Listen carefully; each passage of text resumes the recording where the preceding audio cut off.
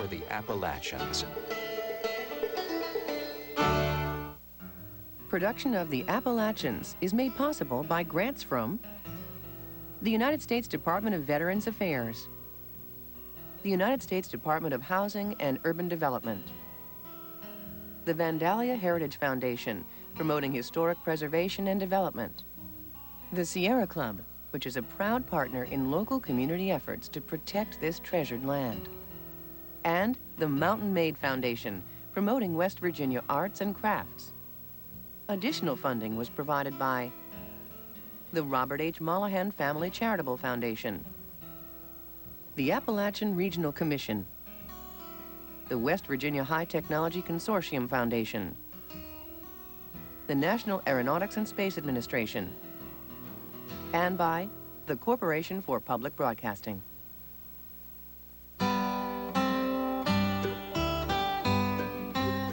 It was the first American frontier. It is a landscape, a culture, a frame of mind.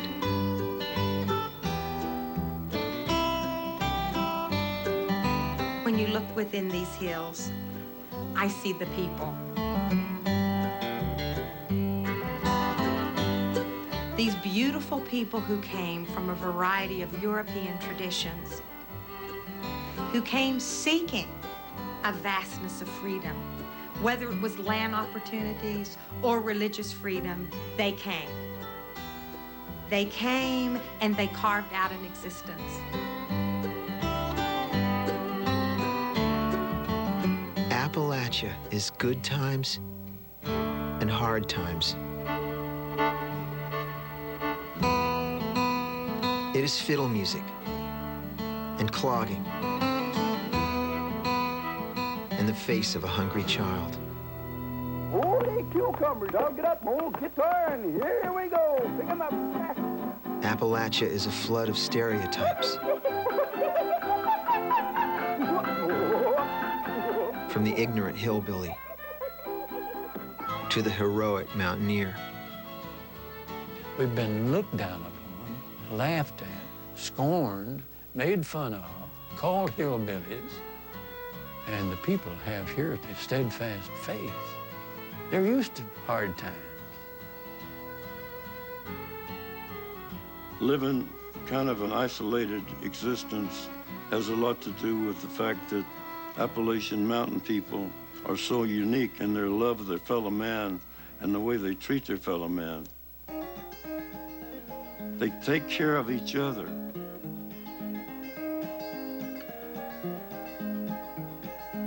If I was on some foggy mountain top, I'd sail away to the west.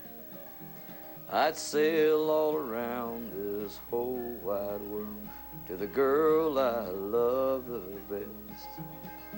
Appalachia is story and song. It is music that beats like the heart of America. If you want to go back to where the dignity and where the absolute blue blaze of the blueprint of country music is, it's in the inside of that old style of music.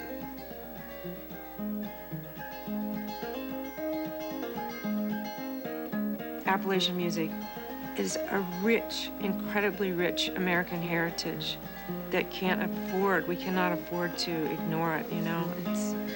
It's part of who we are. In a land rich in culture and natural bounty, many people have suffered devastating poverty. How did this corner of America become such a portrait in contrasts? The history of Appalachia is a history of an industrial people, of people helping to build modern America, but who failed to benefit from the work that they put in. The region can be defined based on how people who had power and wealth been able to take the power and wealth and drain resources, coal, lumber, seeps out. The land has been raped in a sense. There's been so much wealth here, it's been taken out of the state and nothing has been left.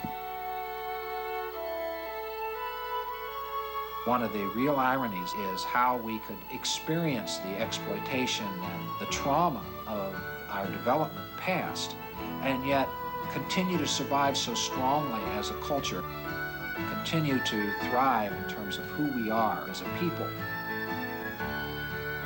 What we did have was a deep understanding of ourselves and our family.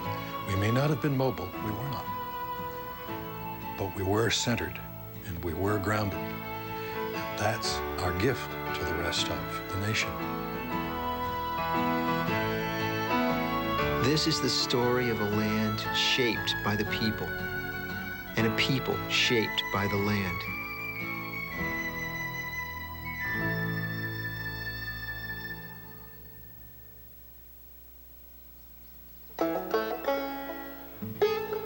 The Appalachian Mountain Range is nearly 400 million years old. This place is ragged and torn and rumpled. This landscape is one of the most ancient in the world. For more than 1,500 miles, the chain snakes down from Canada through New York, Pennsylvania, and all of West Virginia.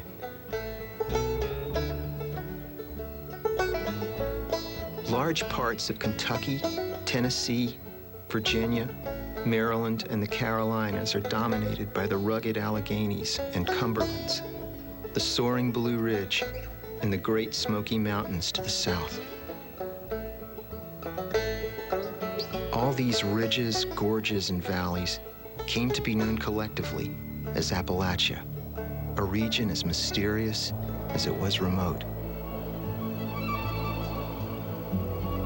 The mountain remains unmoved at its seeming defeat by the mist. Robert Penn Warren.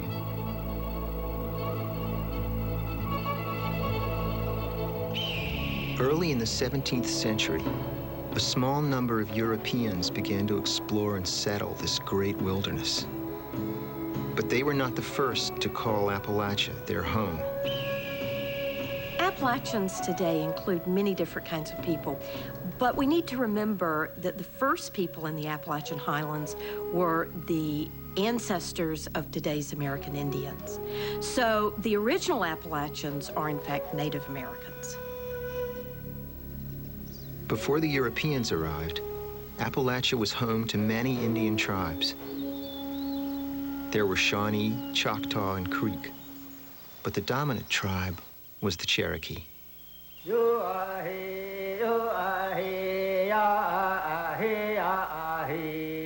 These were very complex cultures.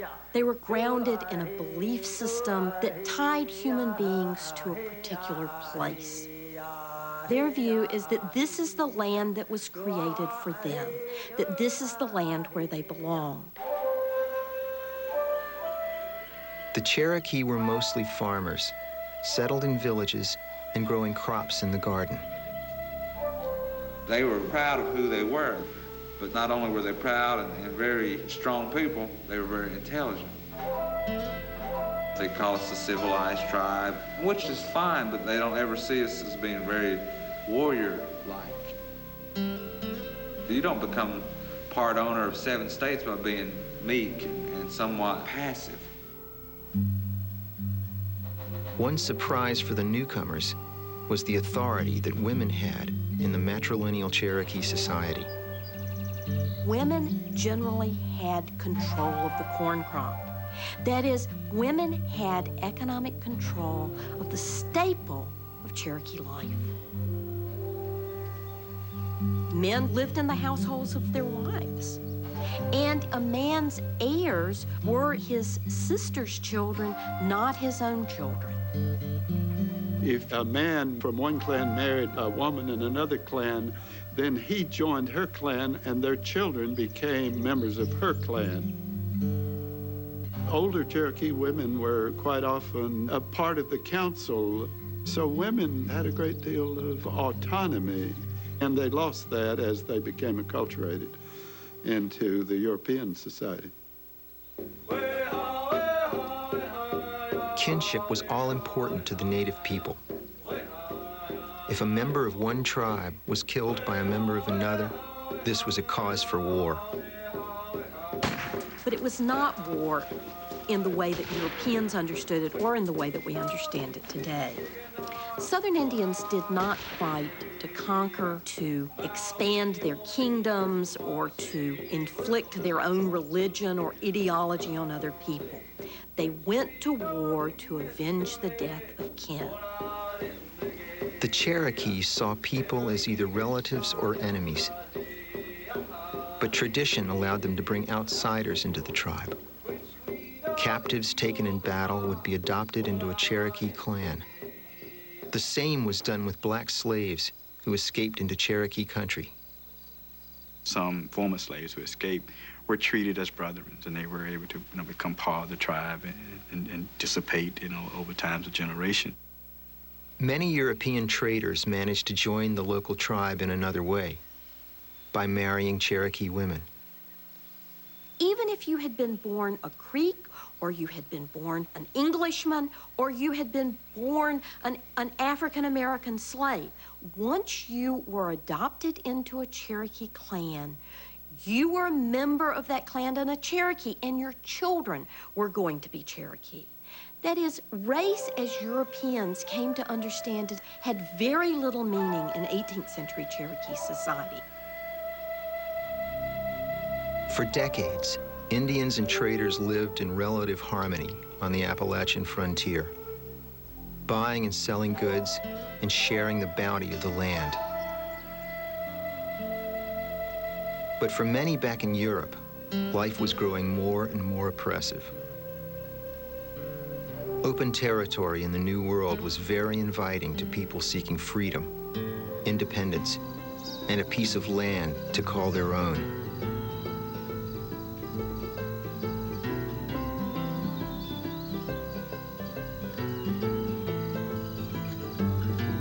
They were a grim, stern people, strong and simple, swayed by gusts of stormy passion, the love of freedom rooted in their heart's core. They were of all men best fitted to conquer the wilderness and hold it against all comers. Teddy Roosevelt.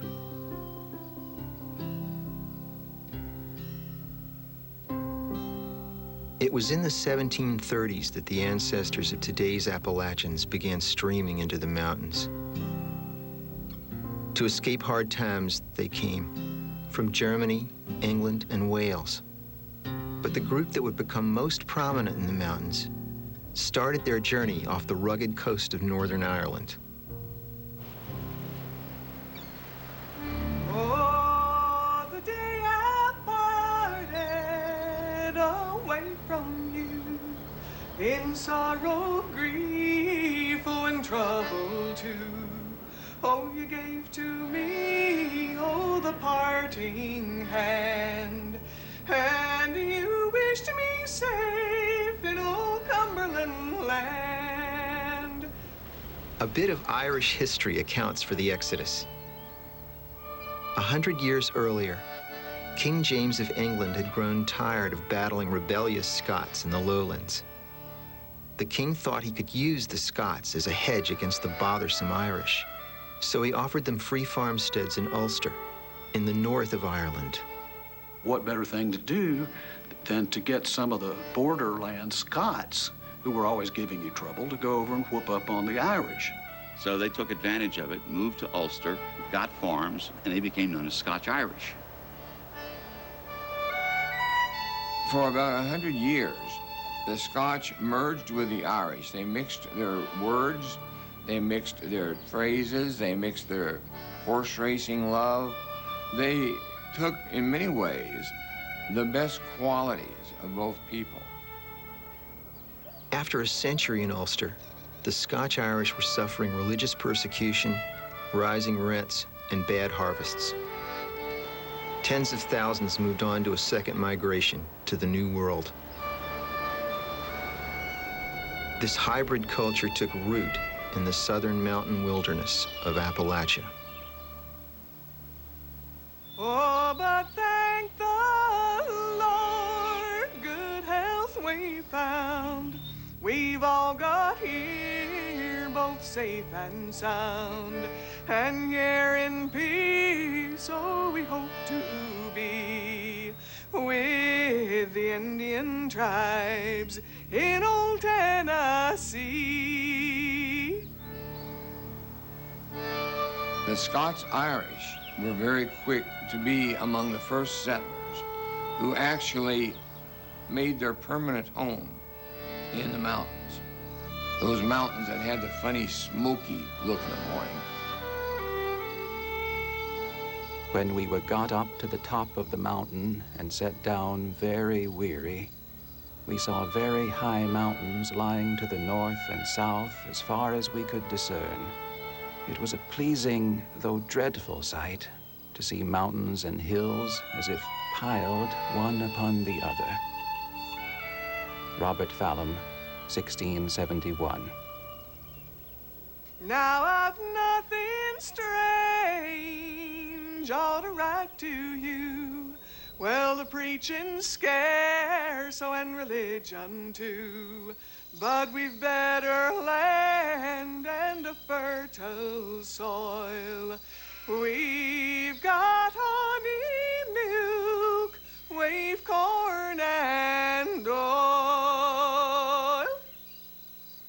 Once they made their permanent home in the mountains, they by no means were the only ones that settled in there, but they were the most colorful, most influential. You had the other mix of the Germans who came here.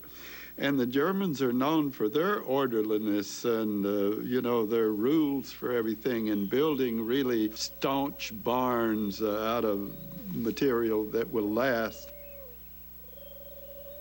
The Scotch-Irish, on the other hand, tended to be more footloose and fancy-free.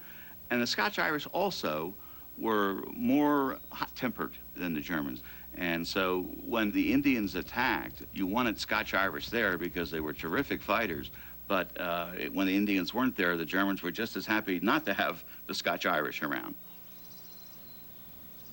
It was said at the time that whereas the English, when they got to America, would build a church, the Germans would build a barn, but the Scotch-Irish would build a whiskey still.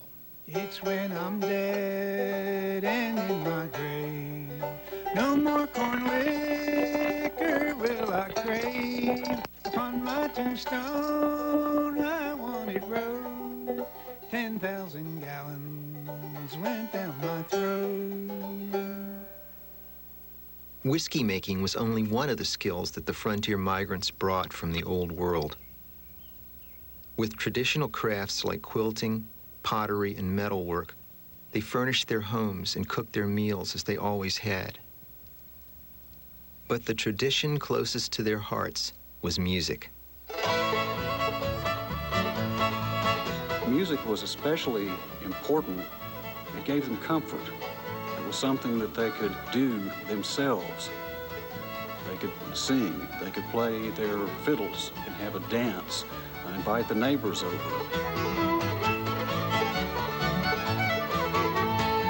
The most important instrument the Scotch-Irish brought with them was the fiddle. Small, portable, and plaintive. The old fiddle tunes were greatly beloved and passed along through the generations. Those were the kind of songs that Thomas Jefferson probably played his fiddle by. And they were handed down, the reels and the jigs and the airs, and beautiful songs.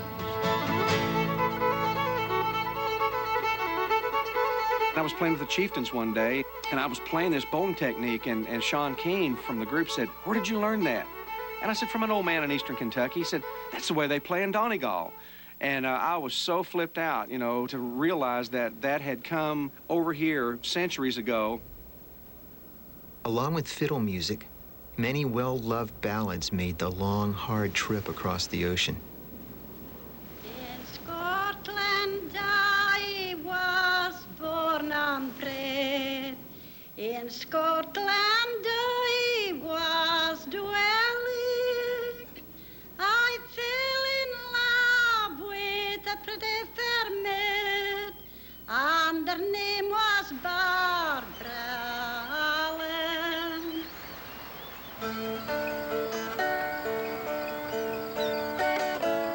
As people packed up to make the journey to the New World, they had to leave almost everything behind. There wasn't enough room on the ship for anything, but there was enough room on that ship to memorize a few dozen songs. Singing those songs or playing those tunes made them feel at home. You know, they had brought that part of their culture with them. Oh, mother, go dig my grave. Go dig it long and narrow. Sweet William died for me today. I'll die for him tomorrow. The ballads, of course, are basically narrative songs or story songs. Many of them go back in England as far back as the days of Shakespeare. You know, it comes from the troubadours in England, like 14th, 15th, 16th century. They traveled the country. They would stop at a farmhouse. They would write a song for the person who lived there. That's what they had to say about the troubadour. He always paid his way. They didn't say that he paid his way with a song, but he did, for a warm bed and breakfast in the morning. We still kind of do that. We do, don't we? Those songs didn't die off in the mountains. They stayed in the mountains.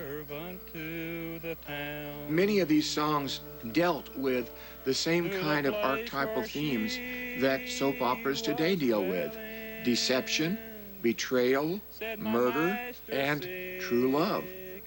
Barbara Allen is the classic example. If your name be Barbara Allen. Later on, we began to get songs that dealt with topical subjects, especially as Americans began to take hold of the models of the old songs and create new songs around them. That's the only way you passed it down, was to write about it. If anything happened, if someone got killed, there would be a song wrote about it. This man got this girl pregnant, and it's a true song. He was going to marry her, or he told her he was going to marry her. That was what the story was about. And they went out walking on a Sunday afternoon, and he threw her in the river, the Ohio River.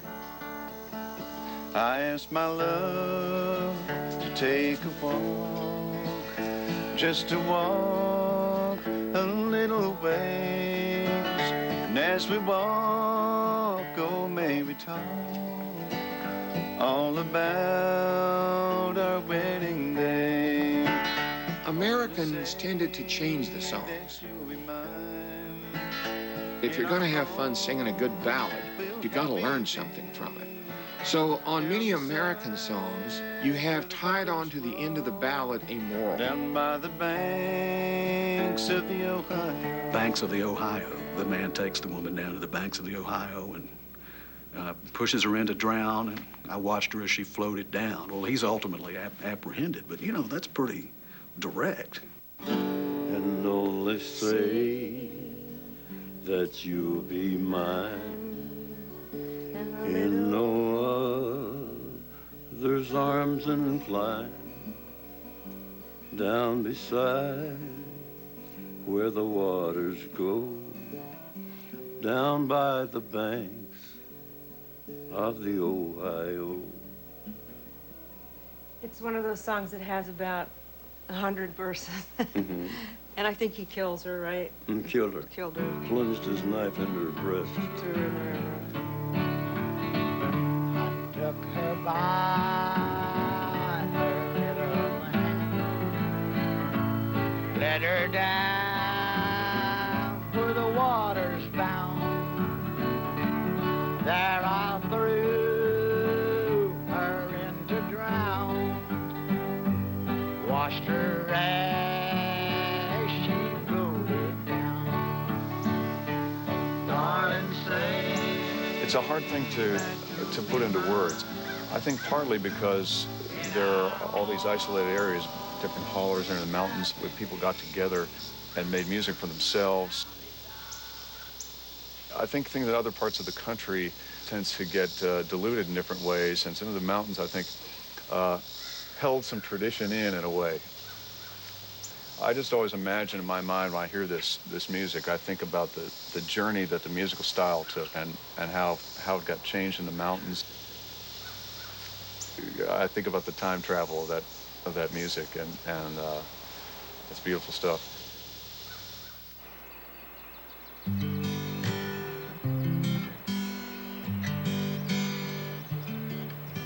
The same rugged mountains that held and nurtured music and culture also marked the western boundary of colonial America. These settlers who had come from the borderlands of England were living again on the edge of two worlds.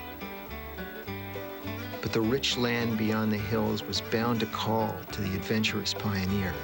We're going west to Kentucky, down the road through Moccasin Gap, down the wilderness road, the Duck Road, the old Reedy Creek Road, the road down Troublesome Road through Moccasin Gap.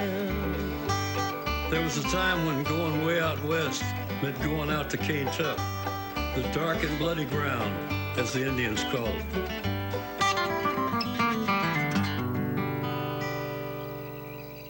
In 1769, a backcountry explorer forged his way across the Alleghenies. After traveling dark wilderness trails for 5 weeks, he and his men came upon a most remarkable sight. I had gained the summit of a commanding ridge, and looking round with astonishing delight, beheld the ample plains, the beauteous tracts below. Daniel Boone. Boone could see that the territory was ripe for farming. And 6 years later, he established a settlement in Kentucky. He was flatly defying British orders to stay east of the Alleghenies and avoid the French, who held lands to the west. The English weren't the only ones who resisted westward expansion. For the Cherokee, keeping the colonists east of the Alleghenies was a matter of survival. Whole Indian nations have melted away like snowballs in the sun before the white man's advance. We had hoped that the white man would not be willing to travel beyond the mountains. Now, that hope is gone. Dragging Canoe, 1775. Land was the most important reason, but not the only one, for the rising anger the Cherokee felt against the whites. In the 1730s, European diseases had wiped out more than a third of the Cherokee tribe. And the tribe was losing many of its traditions. They had always prospered by hunting, growing, or making everything they needed to live. But by this time, they were selling great volumes of deer skins to the traders in return for fabrics, metal tools, and copper kettles. They had started to resent being so dependent on European goods. My people cannot live independent of the English. The clothes we wear, we cannot make ourselves. They are made for us. We use their ammunition with which to kill deer. We cannot make our own guns. Every necessary of life we must have from the white people. Chief Skiagunsta, 1745. Throughout the 18th century, English, French, settlers, and Indians were mired in combat in Appalachia. It was said a man could live from boyhood to old age and never know a time of peace.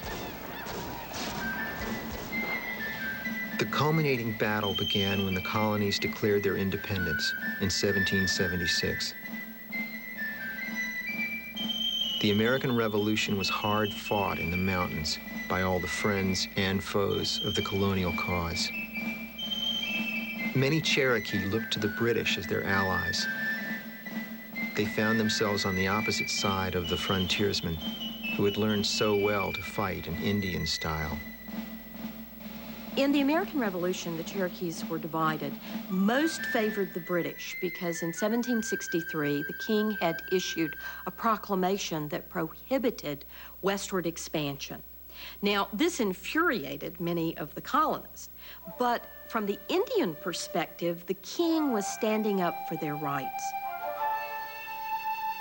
The British searched in every quarter for people who remained loyal to the king. We have to remember that the Revolution was a civil war. There were people on both sides. By and large, the people who were on the side of the crown or who were neutral or indifferent in Appalachia did not take up arms. One of the assumptions of the British Army that invaded the South in the 1780s was that if they reached the backcountry, that the loyalists there would rise up, and that didn't happen. Most of the mountaineers, especially the Scotch-Irish, were fiercely committed to throwing over British rule. They were among the first to sign up when George Washington sent out the call for troops. The Scotch-Irish had declared that these colonies are and of right ought to be free and independent. And it was from these that came that outburst of rugged and determined people that made the Declaration of 1776 possible. Colonel A.K. McClure, newspaper editor. The most famous backcountry fighters were the Over-Mountain men of Tennessee, who defeated the stalwart Colonel Ferguson at the Battle of Kings Mountain in South Carolina. Ferguson had threatened to cross the Appalachians and exterminate the people if they didn't support the king. In his proclamation, he called the mountaineers white barbarians. To the colonel's surprise, the barbarians charged his forces, seeking cover behind rocks and chasing the soldiers up the mountain, tree by tree. They killed nearly 200 British troops, including Colonel Ferguson. Well, they won. They won because they adopted the Indian style of warfare as they had before, and they won because the loyalists in the backwoods didn't rise up in support of the British Army. The surprise victory snuffed out British hopes for taking the South and was a critical turning point in making America the land of the free. George Washington said if he ever had to make a last stand, he would want to stand with the Over-Mountain boys who knew how to shoot and fight.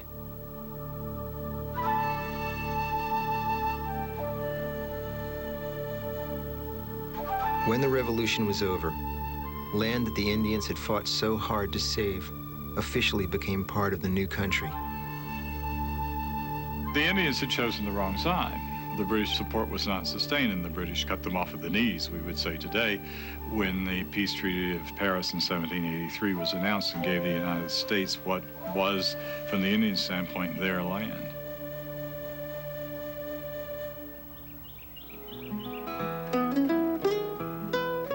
The Revolution was a turning point for Appalachia. The region headed into a period of significant growth and change. Thousands of soldiers were rewarded with free homesteads, bringing a flood of new settlers to the mountains. And the proud mountaineer would soon find himself doing battle with the very government he had just helped bring to power. Come on, all you booze fighters, if you want to hear about the kind of booze that we sell around here.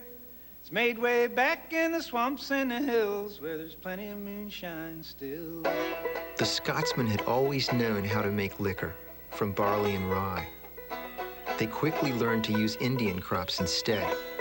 Wheat and corn, berries and potatoes, just about anything that grew. Selling whiskey was good business, much more profitable than selling any of the bulky raw crops. But George Washington's government was buried in debt, and one of the ways they tried to pay it off was with a tax on whiskey. The settlers of the Western country were so opposed to this tax because it was very reminiscent of the taxes that were imposed on the colonists under the rule of King George of England. The people that were on the frontier were the rugged individualists. They're the veterans of the American Revolution that fought to establish this country. They were very jealous of their property and their rights. They valued freedom. They did not want to be told what to do by anyone. A string of violent protests broke out from New York to Georgia. It became known as the Whiskey Rebellion, and it raged from 1791 to 1794. The new tax was not to be tolerated. It was a tax that was required to be paid in cash. And cash was scarce on the frontier. Whiskey was a commodity that was used as money. Ministers were known to even accept payment for their Sunday services with whiskey. One drop will make a rabbit whip a bulldog. One drop will make a cat chase a wild hog. Make a bullfrog spit in a black snake's face, or make a hard-shell preacher fall from grace. It would be not uncommon when a federal tax collector would come here that they would tar and feather him. One violent outbreak in the Western Carolina region, they actually took the excise tax collector and ground his nose off at a grinding wheel. And the lamb will lay down with the lion after drinking this old moonshine. This was a fight the settlers could not win. Washington took 13,000 troops into western Pennsylvania under his personal command. It was an army as big as the one that had fought the Revolution. The rebellious moonshiners were crushed. Rules and regulations were bound to be imposed on these people who wanted to believe they could just be left alone. The Appalachian mountaineer could grow or make everything he needed to survive. He had learned to rely on himself and did not want outsiders dictating how he was to think or behave in politics or in religion. Just as the stubborn pioneer bridled at government authority, he also had little use for the old world hierarchy of the church. He would follow the call of his spirit and find his own way to God. The mountain legacy of independent thinking about religion continues to this day in the astonishing variety of churches still to be found in Appalachia. Appalachia is really marvelously diverse religiously. Particularly Central Appalachia may be one of the most religiously diverse areas of the nation.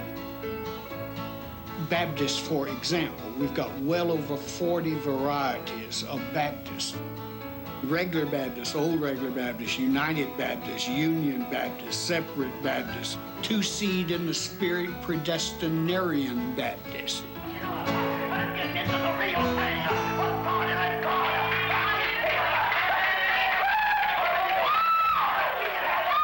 In many mountain churches, religion is intensely physical and emotional.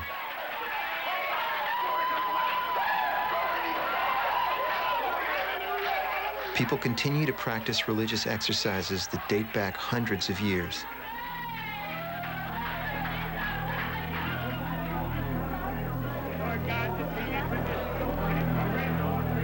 This bodily expression and the wide array of sects first took root in the dynamic religious activity of the 18th and 19th centuries. Immigrants had arrived in Appalachia with different traditions. There were Anglicans and Baptists from England, from Germany, a range of Protestant groups, and the Scotch-Irish were mostly Presbyterian. But the established churches could not find a foothold on the frontier, where distances were great and communication difficult. For a few generations, worship was held inside the family or in the most humble mountain chapel.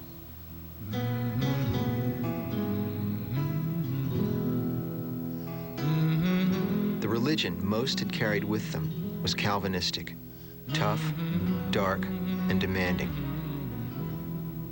John Calvin imagined that God was all-powerful, knew all things, had predestined all things, and who knew who would be saved and who wouldn't be saved. But it was a grim theology in a way, because you might not be among the elect. God was only going to save a remnant of the human race.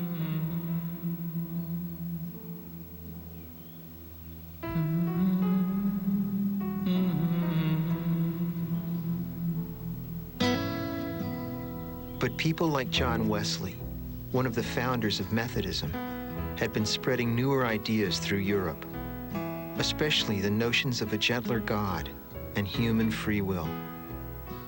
The old intellectual Calvinism started giving way to this new thought that God is all-loving. God would like to save us all. All we have to do is repent and ask for forgiveness, and we can be saved.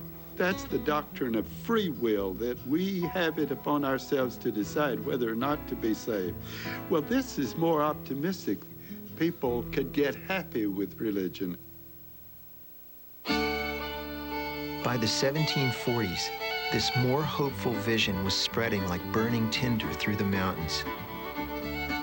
There began a long series of evangelical or enthusiastic religious revivals known as the Great Awakenings that would last more than 80 years. Ministers of every stripe swarmed into Appalachia, bound to bring the unchurched into the fold. Most of these people had never before seen a minister or heard the Lord's Prayer, service, or sermon in their days. After service, they went to reveling, drinking, singing, dancing, and whoring. And most of the company were drunk before I quitted the spot. Charles Woodmason, minister, 1768. Presbyterians did not have enough educated ministers to reach the far-flung population. The Baptists and Methodists were more successful because they commissioned farmer preachers and sent them off into the mountains. They were called the circuit riders. They spoke a common language with the people they were trying to convert and inspired them to gather together for worship. Long ago, when but a boy at old camp meeting time. By 1800, the revival had found its most powerful outlet.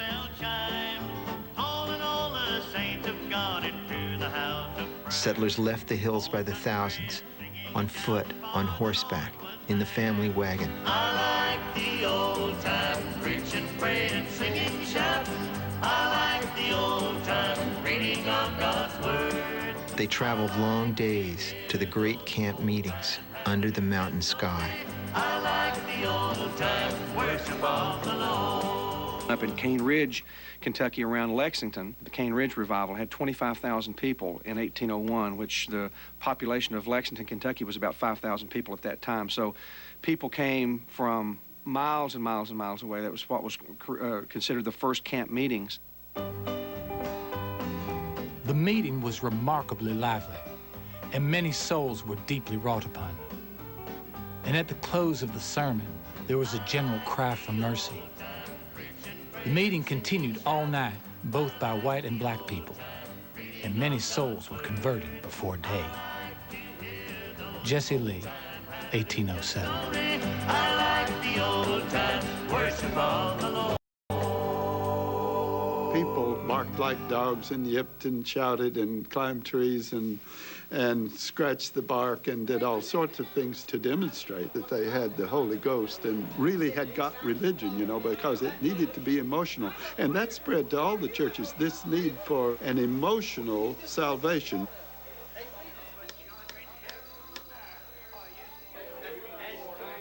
Since the days of the Great Awakenings, Baptists and Methodists have been the largest religious groups in Appalachia. And all through the mountains, the tent meeting tradition lives on after 200 years. We were out traveling around these back roads. There was a revival meeting.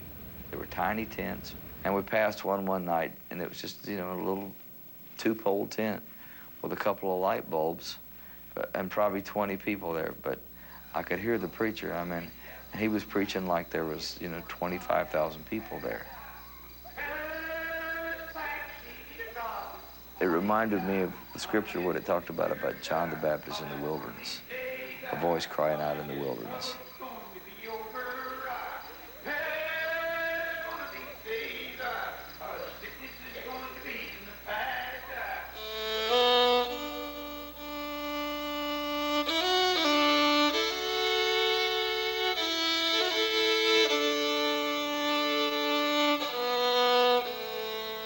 God and music go hand in hand. If you don't believe it, read Psalms. I mean, God is the creator of all beautiful things, and music being one of the most beautiful gifts I think this earth could ever have. Music is our hope and our salvation in awfully hard times of struggle. When you're living on the side of a mountain and you have a skinny mule trying to plow, I mean, horrible land that's barely feeding your babies, and, you know, you got to have something to hope in. Oh, man, what a wonderful thing to be able to go to church and talk to our Creator by way of music. The same revivals that energized the spirit would also transform religious music on the frontier. Like the ballads, religious songs were an essential part of life that had been carried from the old world, along with the traditional style of singing.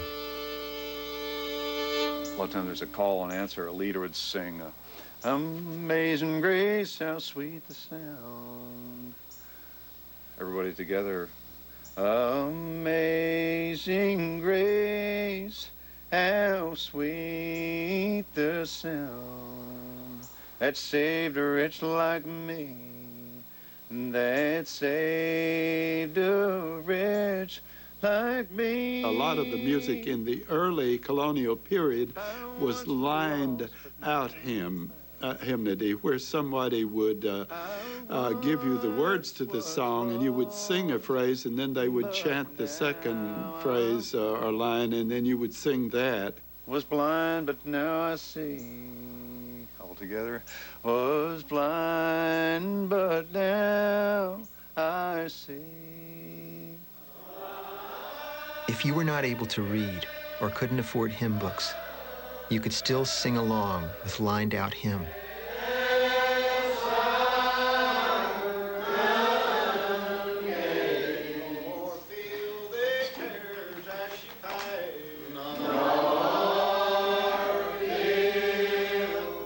Even today, groups like the Primitive Baptist Universalists can be heard simply and humbly singing the Lord's Word.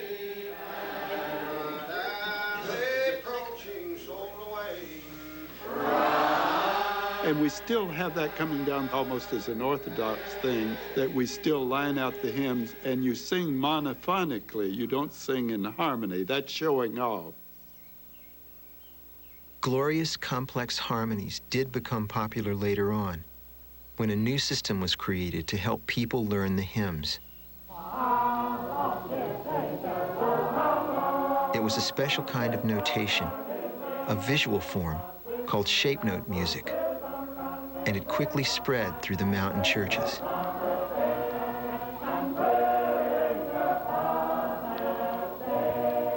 Shape note singing was a simplified way that people could learn to read music and be precise about music.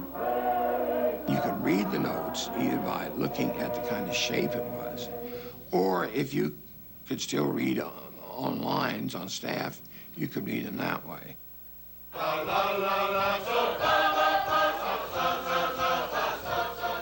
Singers sat in a hollow square with a leader in the middle. Shape note music used a limited scale, which gave it its unusual sound. You sing the song through the first time by note. So you'll hear a group of people singing, fa, fa, so, la, so, fa, fa, fa. And you'll wonder, what's going on? And they'll go through it that way, and then they'll come back and they'll sing the words. Tennessee, Kentucky, and Alabama became centers for this kind of music, and it still is today. Behold us smiling, hold us smiling, hold us smiling, hold us smiling, happy then their praise of Rosero. Their freedom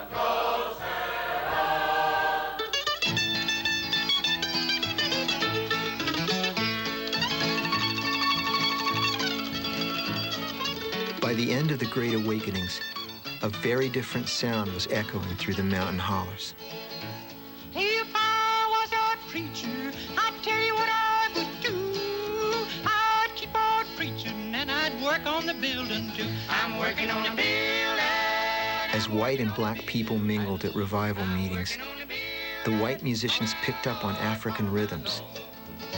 It's a Holy Ghost building. It's a Holy Ghost building. They created blood-stirring songs to fit the new emotional religion.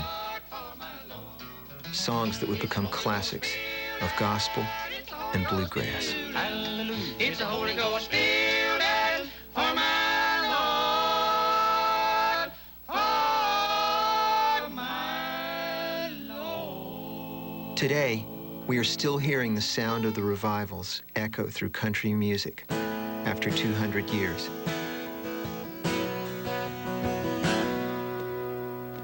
Soldier of the cross, soldier of the cross, you carry the sword of faith. Soldier of the cross. There is no greater influence on early country music than gospel music. It was the deepest well from which musicians drew. You bring love to those who hate. And it was not only the song material, it was the way of singing, of very emotive singing.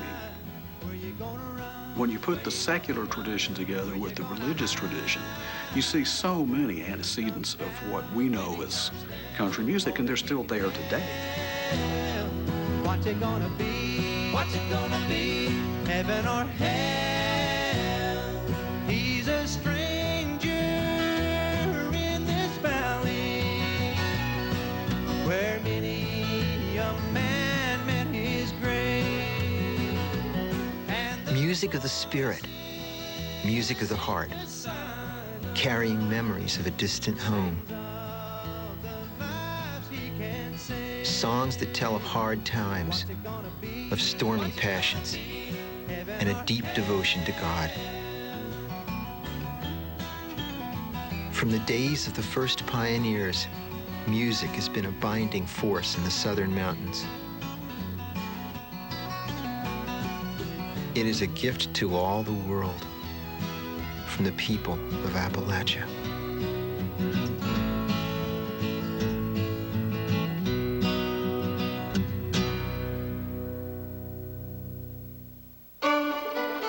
Next time on the Appalachians. The Cherokee are forced out of their mountain homes. And civil war splits the families of Appalachia, brother against brother. The most famous family feud in history erupts from a fight over land, while timber and coal are ripped from the mountains to fuel a growing nation.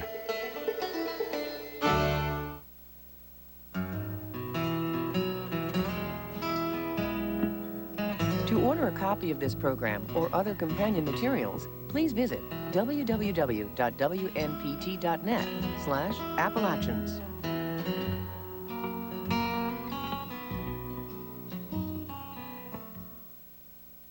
Come all ye fair and tender ladies. The story of Appalachia is about the struggle over land. From the Trail of Tears to the Civil War to the Hatfields and the McCoys, see how the people of Appalachia held on to their love of land and family.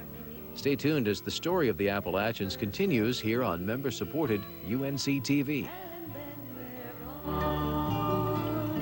I wish I was a little sparrow, and I had wings, and I could fly.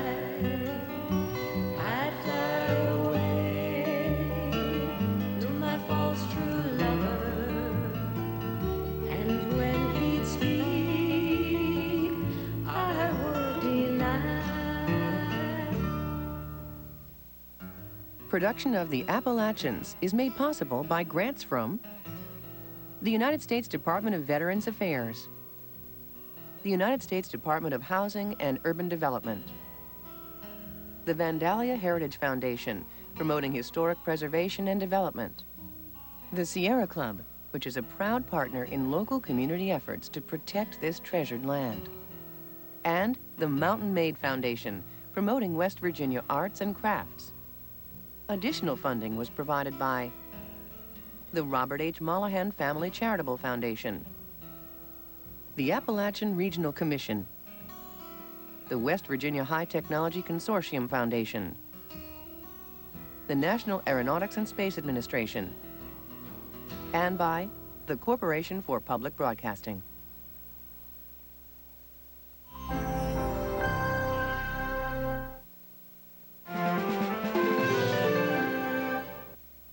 Programming on UNC-TV is made possible in part by... One day, Mark Szynski would become an oncologist, Liz Sherwood, a nurse, Patricia Rivera, medical researcher. Yet their destiny was to work together to help Walter Podoroka survive cancer. The North Carolina Cancer Hospital. Together, we're stronger. Next on member-supported UNC-TV, the struggle over land sets the tone as the Appalachians continue. Then at 11, experience the globe with the BBC World News. And at 11:30, Charlie Rose welcomes America's most interesting people. UNC-TV, serving North Carolina for 50 years. On the next North Carolina weekend, we take a canoe trip through some 100-year-old cypress trees on the Black River. Then we'll stop in for some old-time barbecue at the barbecue joint. All this and more on the next North Carolina weekend. Thursday night at 9 on member-supported UNC-TV.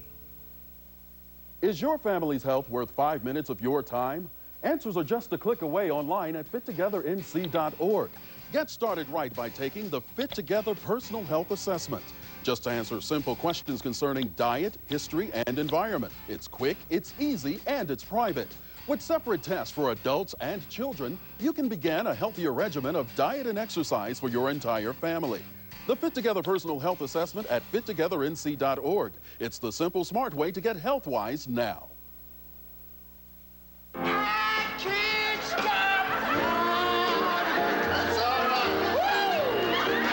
Everybody wants to be able to sing like Ray Charles. The one and only Ray Charles, next time on American Masters. Coming Wednesday, May 18th, here on member-supported UNC-TV. The best in children's programming, science and nature, public affairs, fine arts and how-to shows, and the best coverage of North Carolina statewide. You're watching UNC-TV, learning for a lifetime. At UNC-TV, our goal is to bring you the best that television has to offer. From probing, informative documentaries that set the standard for excellence to insightful local shows that highlight the culture of the Tar Heel State, your support has made life-changing television possible for 50 years. When you receive this envelope in the mail, please make a generous contribution to UNC-TV. We need your help to continue towards our 2005 fiscal year-end goal. Help UNC-TV race to the finish with your tax-deductible contribution today. And thanks for your support. Next time on Frontline World. In Lebanon, a former prime minister's assassination has sparked a revolution. But in a country with so many different factions, does democracy have a chance? Don't miss Frontline World. Tuesday night at 9 on member-supported UNC-TV. Duke University President Richard Broadhead joins William Friday on the next North Carolina People. Friday night at 9, only on member-supported UNC-TV. Next, the Cherokee are forced out of their mountain homes. And civil war splits the families of Appalachia, brother against brother. The most famous family feud in history erupts from a fight over land, while timber and coal are ripped from the mountains to fuel a growing nation. Stay tuned for the Appalachians. Production of The Appalachians is made possible by grants from the United States Department of Veterans Affairs, the United States Department of Housing and Urban Development, the Vandalia Heritage Foundation, promoting historic preservation and development, the Sierra Club, which is a proud partner in local community efforts to protect this treasured land, and the Mountain Maid Foundation, promoting West Virginia arts and crafts. Additional funding was provided by the Robert H. Mollahan Family Charitable Foundation, the Appalachian Regional Commission, the West Virginia High Technology Consortium Foundation, the National Aeronautics and Space Administration, and by the Corporation for Public Broadcasting.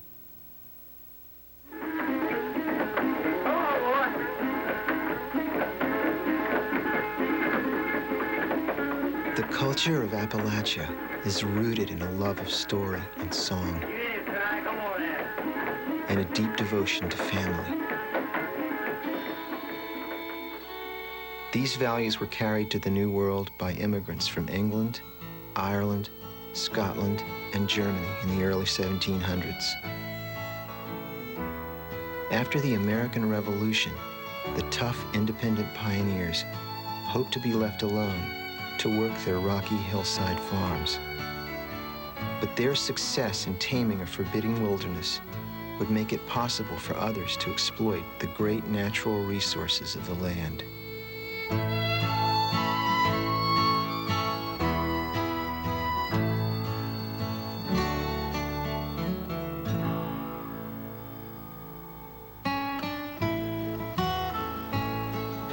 By 1800, exploration and growth were driving the newly United States of America.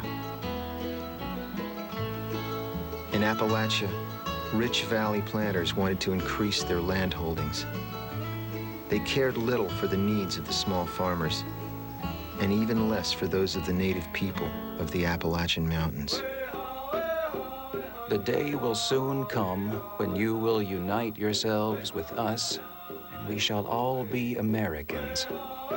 You will mix with us by marriage, your blood will run in our veins, and will spread with us over this great continent. Thomas Jefferson, 1808.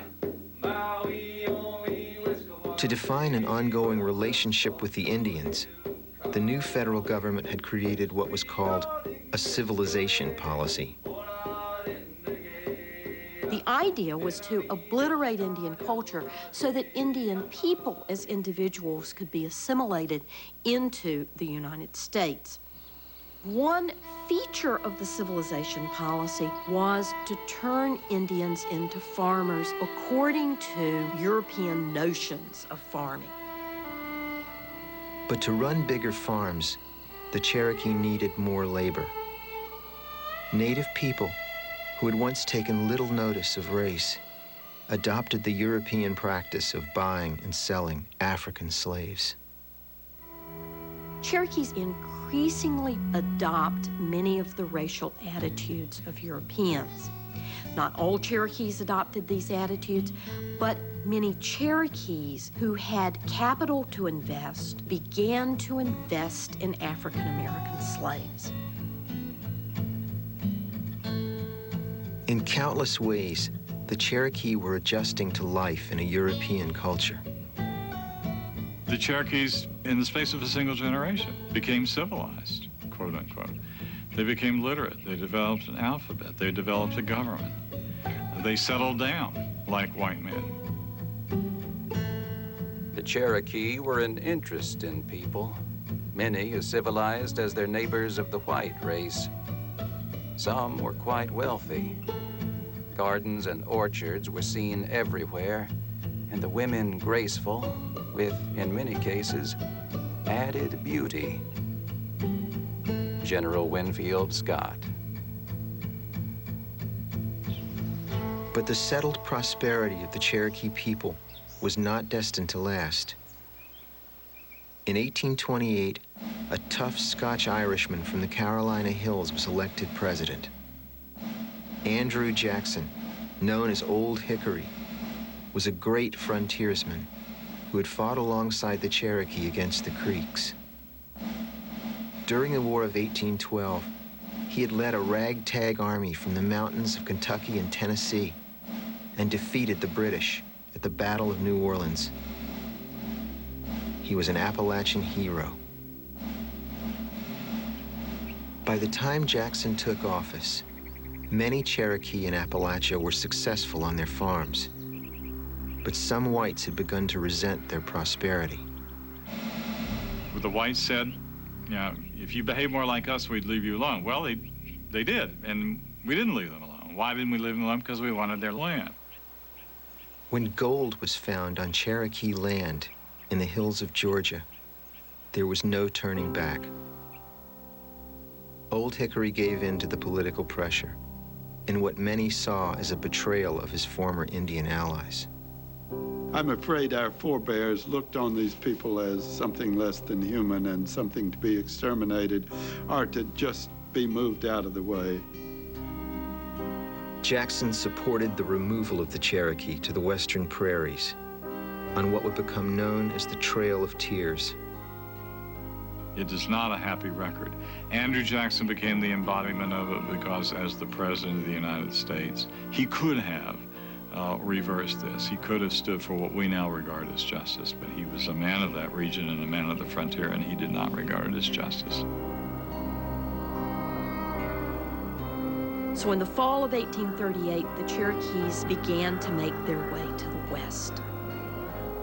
It was a terrible experience. The winter was unusually cold. They waited for weeks to cross the Mississippi because of ice, because of snow. The suffering was almost unbelievable. Some Cherokee took refuge in the North Carolina mountains, but most of the native people of Appalachia were forcibly taken from their ancient homeland and marched to what is now Oklahoma. I wish I could forget it all. But the picture of 645 wagons lumbering over the frozen ground with their cargo of suffering humanity still lingers in my memory. Let the great judge of all the earth weigh our actions.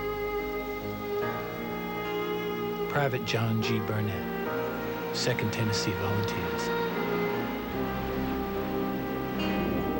Nearly 5,000 died on the wretched journey. What did we do? How did we speak? How did we err this way? And who is to blame for the trail of tears we all have walked this day? Chief Tom Thunderhorse.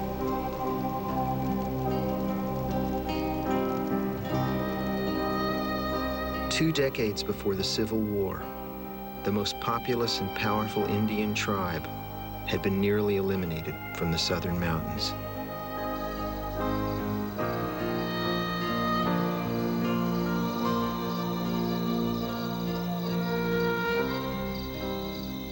Andrew Jackson's government believed that moving the Indians west, far from the centers of power, would bring peace to the fast-growing eastern region. But by the 1850s, northern and southern states were roiling over social and economic differences and over the status of another non-white people. They take us to some foreign land, make slaves to wait on gentlemen. Slavery was America's burden, and not only in the Deep South. It played a larger role in the Appalachian political economy than most people have acknowledged. In the 1860 census, there was only one county in all of Appalachia, no matter how you define it, that did not have any slaves. Leased or rented slaves provided critical labor to the growing industries. The manufacture of salt in southwest Virginia and eastern Kentucky, and the iron industry, which was scattered throughout the region. But the shape of the land defined the way slavery developed in the mountains. Appalachian wasn't a place which needed large plantations, but most people in the region wanted to have at least one other person to help out. So slavery moved from plantation type of slavery to one of individuals, and families would work to have another hand. Small farmers made their lives easier by exploiting free labor. For the ruling elite, it was an economic necessity. Slaves were also a symbol of social status. We don't think of Appalachia as a society that had distinct classes, but it did. And the upper class was more and more identified with slavery, both politically and symbolically.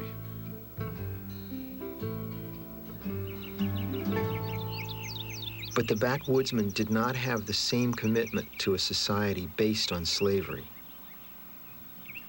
The great majority of people in Appalachia wanted the tension between the North and South to go away. They didn't want to choose sides. In fact, there's a woman who said we were on the fence and we could see both sides of the great issue.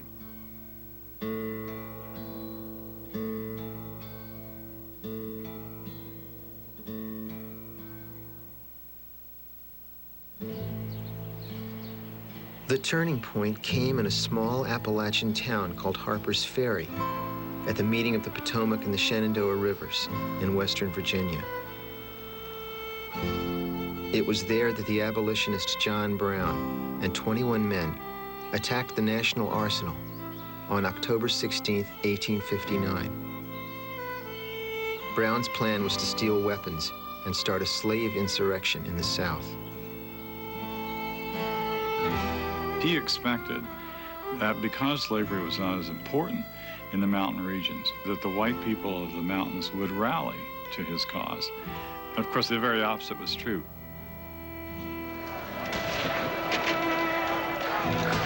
Brown was captured and hanged, and the abolitionists mourned his loss.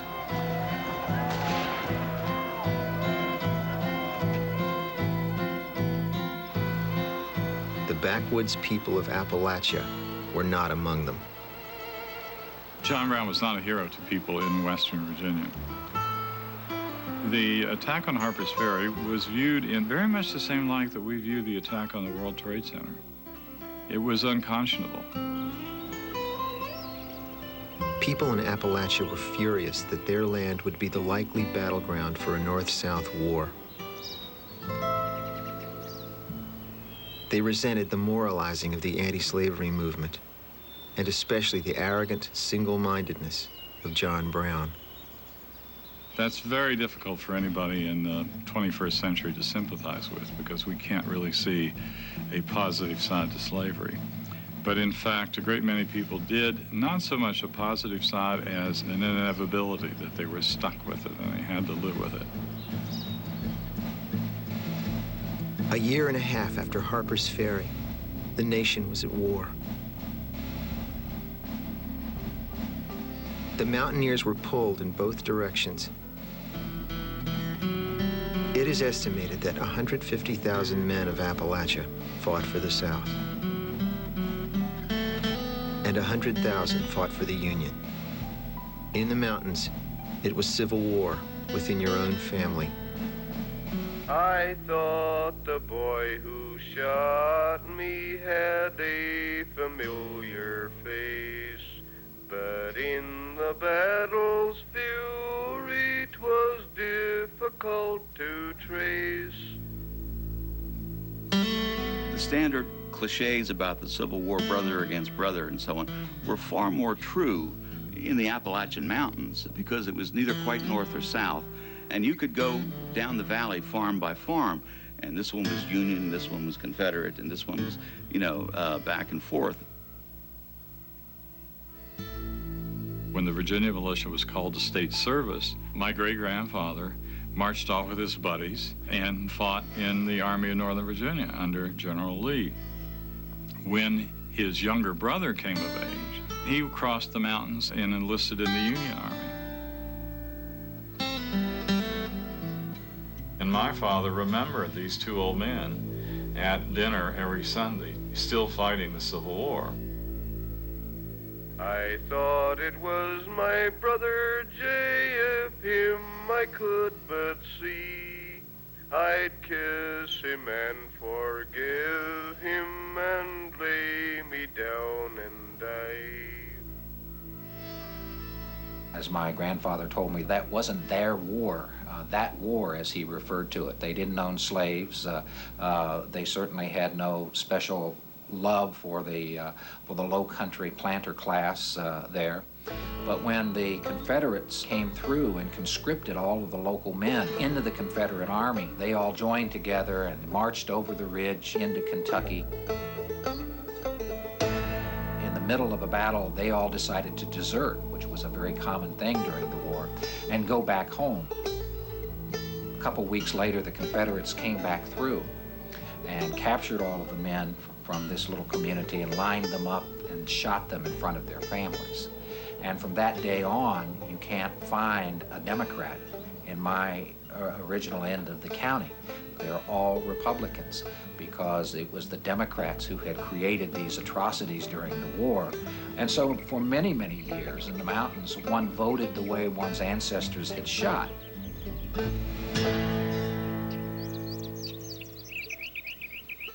War sent the mountains into a lawless chaos. Deep hollers made great hideouts for deserters or Union prisoners escaping from southern jails. Neither army could move large numbers of men across the craggy terrain, and fighting still looked like the days of the Indian Wars.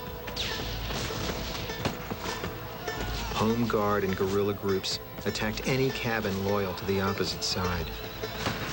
It was a war of skirmishes, of ambushes, of people being shot in the back from the woods by the side of the road. Those atrocities existed all up and down the ridge. Communities fighting against each other and troops riding through on their way somewhere else, destroying crops and stealing cattle and hogs and sheep. Beyond the mountains, Army legions battled face to face.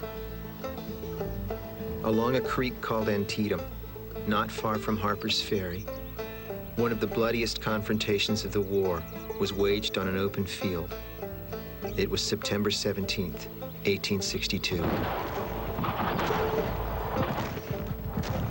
Was on the field of Antietam where many's the soldier fell, is where occurred the story which now to you I'll tell. Union forces prevailed, but more than 7,000 soldiers lost their lives. The dead lay all around me, we all together lay, for we had had a fearful fight upon the field that day. Among the dead and wounded were thousands of young men from the backwoods of Appalachia.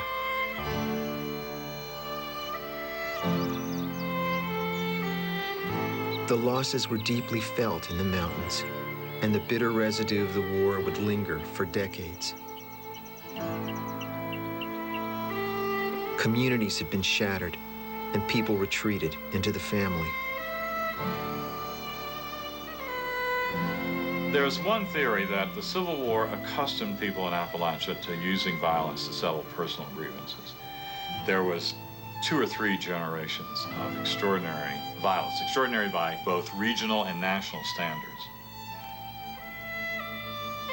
The war certainly left behind a climate of fear and mistrust, and people protected themselves as best they knew how.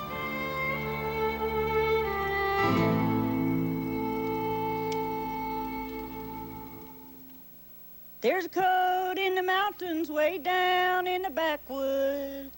There's a code in the mountains and an unwritten law. They're hairy. Before the century turned, the most notorious family feud in American history would send images of violent, backward mountain men roaring across the newspaper headlines of America.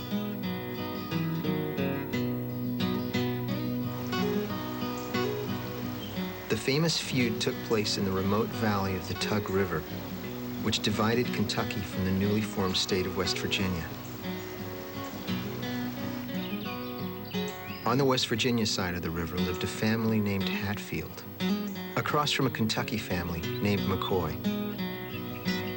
The Hatfield-McCoy feud really wasn't a feud, it was simply a conflict. It had much more to do with the political and economic changes that were occurring in central Appalachia at that time than it had to do with the folk culture of the region or any of the traditional stories associated with it.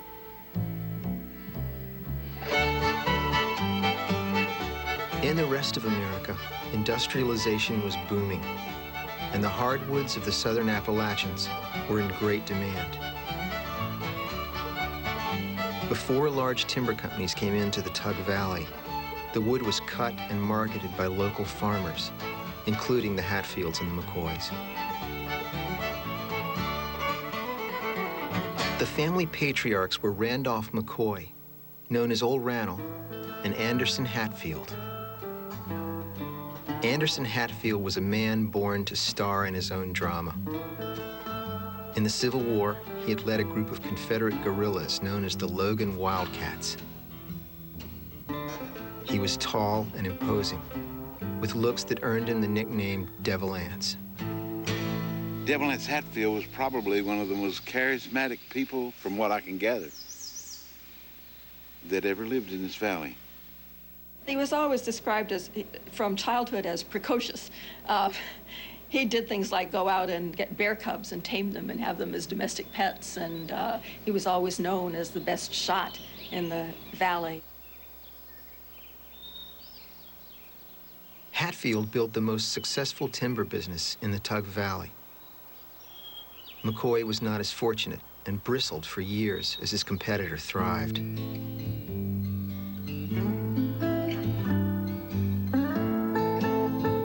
Then, in 1872, Devil Anse won a lawsuit over 5,000 acres of land that belonged to Rannell's cousin, Perry Cline.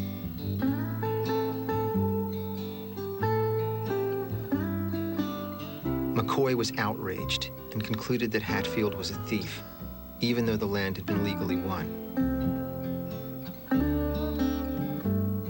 Rannell, I think, was like a lot of people in the valley who were losing out, whose economic prospects were declining, and that made him bitter and unhappy and trying to find someone to blame. And he blamed the Hatfields. Cline and the McCoys vowed revenge for the lawsuit. Resentments grew over everything from property to politics. But the outright battles began at an Election Day celebration in 1882 with an attack on Devil Anse's younger brother, Ellison. 3 McCoy brothers got drunk and picked a fight with Ellison Hatfield. They stabbed him. He was a very powerful man. They stabbed him several times. It didn't do any good, so they shot him in the back. And he lingered for 3 days. Devil Anse said, well, if he dies, I'll kill the McCoy boys. And he kept him in a home over on the West Virginia side up in the hollow there. And they came to him and they said, he's dead. And then Devil Anse sent his people. They caught them at daybreak way down in the backwoods. They caught them at daybreak. They went over and they took the McCoy boys and they wrapped them around a pawpaw bush and they killed them. They pleaded for mercy, but they heard not their plea.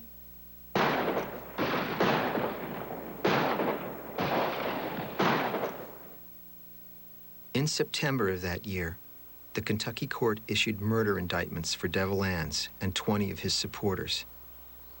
No arrests were actually made, and things calmed down for a while. But 5 years later, the feud exploded again. So we have to wonder what happened in those 5 years. Well, what happened was the state of Kentucky discovered it had very rich coal resources in the Tug Valley, and it wanted to develop those resources. The Norfolk and Western Railroad Company announced plans to run a line right through the Tug Valley. Suddenly, there were huge profits to be made, in land, timber, and coal. McCoy's cousin, Perry Klein, was now a lawyer in Pikeville, Kentucky, and still furious over losing his land to Devil Anse. In 1887, he convinced the governor to enforce the old indictments against the Hatfields and to extradite them for trial in Kentucky. The politicians had joined the fray. This was warfare between Kentucky and West Virginia. The states were determined to protect their local families and hang on to valuable property. West Virginia refused to extradite. Taking matters into his own hands, Klein sent bounty hunters racing across the border. In response, a drunken Hatfield gang staged a vicious attack on a McCoy cabin. They succeeded in burning down the house. They succeeded in killing 2 of Randall's adult children, and they beat up Aunt Sally McCoy, which was one of their worst mistakes because she was very much beloved. I mean, coming down on those people in the middle of the night with kids inside and women and girls, burn and kill. This time, the Hatfields could not escape the law. 7 of them went to the Kentucky Penitentiary. But somebody had to pay more dearly for the bloody attack, and that was Ellison Mounts, a nephew of Devil Anse. Poor Ellison Mounts, who was probably retarded, he was known as dim-witted or slow in the valley, ended up being the scapegoat, you might say. In February 1890, Ellison Mounts went to the scaffold. The feud was over. It had lasted more than a decade, and it left 12 people dead. There are some people that say, who won the feud? No one won the feud. The McCoys lost the most. But the Hatfields will be the first to tell you we didn't win. We didn't win anything. There's a code in the mountains way down in the backwoods, a code in the mountains and an unwritten law. There's a code in the mountains way down in the backwoods. Code in the mountains is the only law there. The conflict between the Hatfields and the McCoys played right into the hands of investors from the Northeast and Upper Midwest, who were now streaming into Appalachia. One of the things that the industrialists were very concerned with was violence. And industrialists blamed this on backward culture. You know, they blamed this on these feral people, you know, who were naturally violent and so on, and prone to blood feuds. Before the middle of the 1880s, newspapers mostly, when they talked about Appalachia, it was these people were a little backward, they were country bumpkins, but they were in a way romantic. But after the 1880s, when it became important to the state leaders in Kentucky and capitalists to invest and to build railroads, it made sense to say these people are obstructionists, they're violent, they're barbaric, they're savages, they kill people, they're in the way of civilization.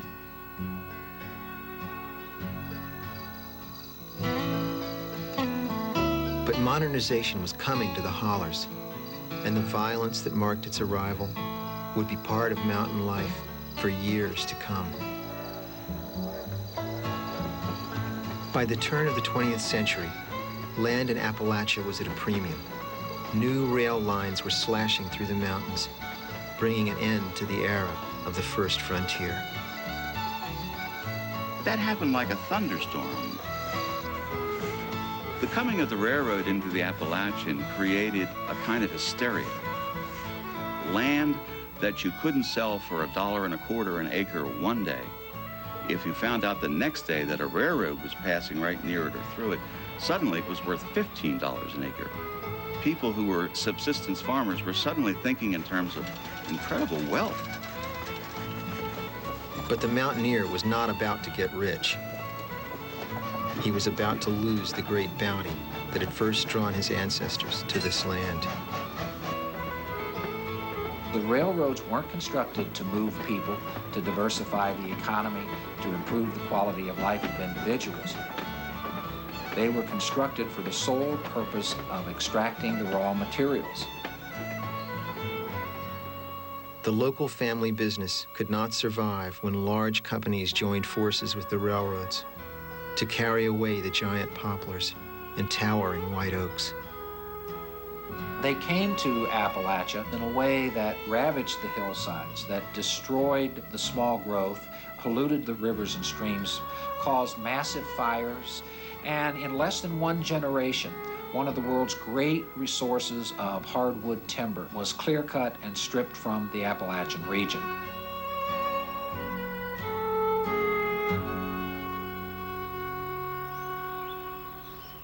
While the forests were still being cut, other speculators started digging beneath the land for coal, the precious black diamonds. In parts of eastern Kentucky, primarily, companies very quickly came to realize that they didn't have to acquire the surface rights to the land, that they could sever the surface rights from the mineral rights and pay local farmers or local landowners a very small amount for the rights to those minerals. You could keep the land. They pitched it at the people. You can keep your land. It's yours. Just sign this. What you owned actually was the skim on top, just that. And you had to pay taxes on that. And you had to keep the road up for the coal company. That was it. It's outrageous. People would sell their mineral rights, thinking that that would be fun, that there might be a mine nearby, but that they would be undisturbed, basically. They found out in a few years that that wasn't the case. People were basically kicked off their farms, and they had a choice of either leaving or moving into a coal camp and going into the mines. Jobs in the timber and coal mines paid a decent wage, often more money than had ever been pulled from the farm. But ownership had moved from local hands to the control of outsiders. The relationship between the Appalachian and his land was changing. And so was the cultural makeup of the region.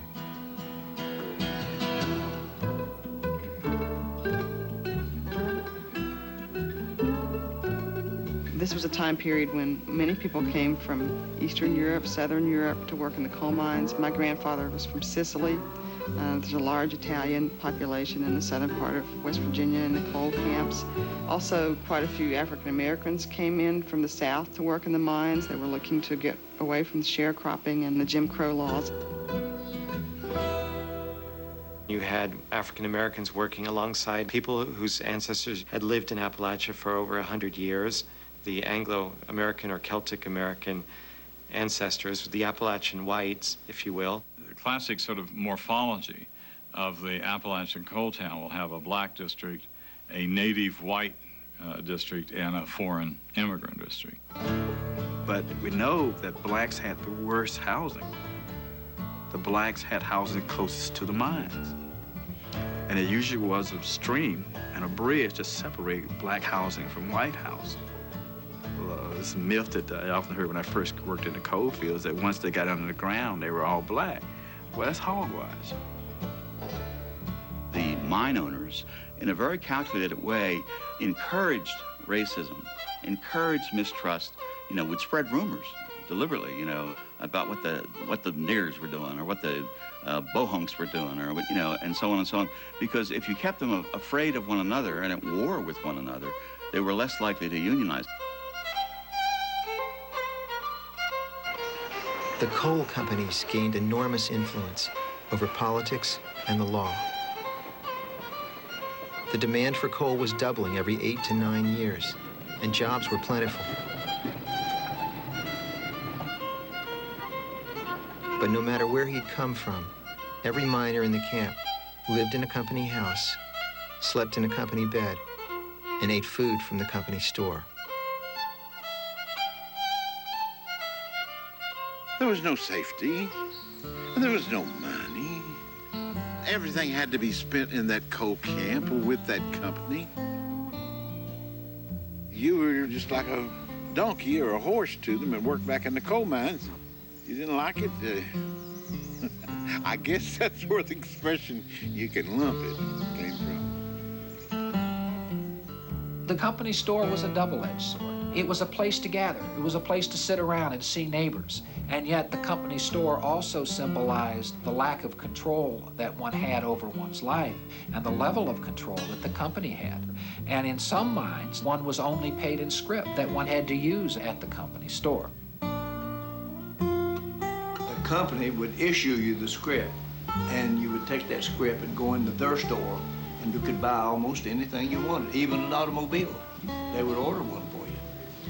But over a period of time, the company was giving you $1 in scrip for approximately 75 cents in money. That's what it amounted to. If they'd strike or something in a company store and let you go ahead and get groceries, then you'd be in hole. Paydays, sometimes you wouldn't draw no payday. One payday, he come home, it was like $47 in the hole, you know. Instead of drawing money, he still owed the coal company $47.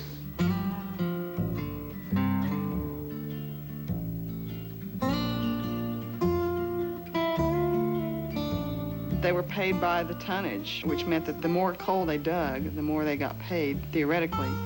But the company weighed the coal. So if you dug a ton of coal, they might not give you credit for a ton of coal. Because you were paid by the ton, you were better off if you had more family members working in the mine. And so men would take their sons down in the mines with them. In many cases, that was the only way a family could survive, to have several sons working in the mines.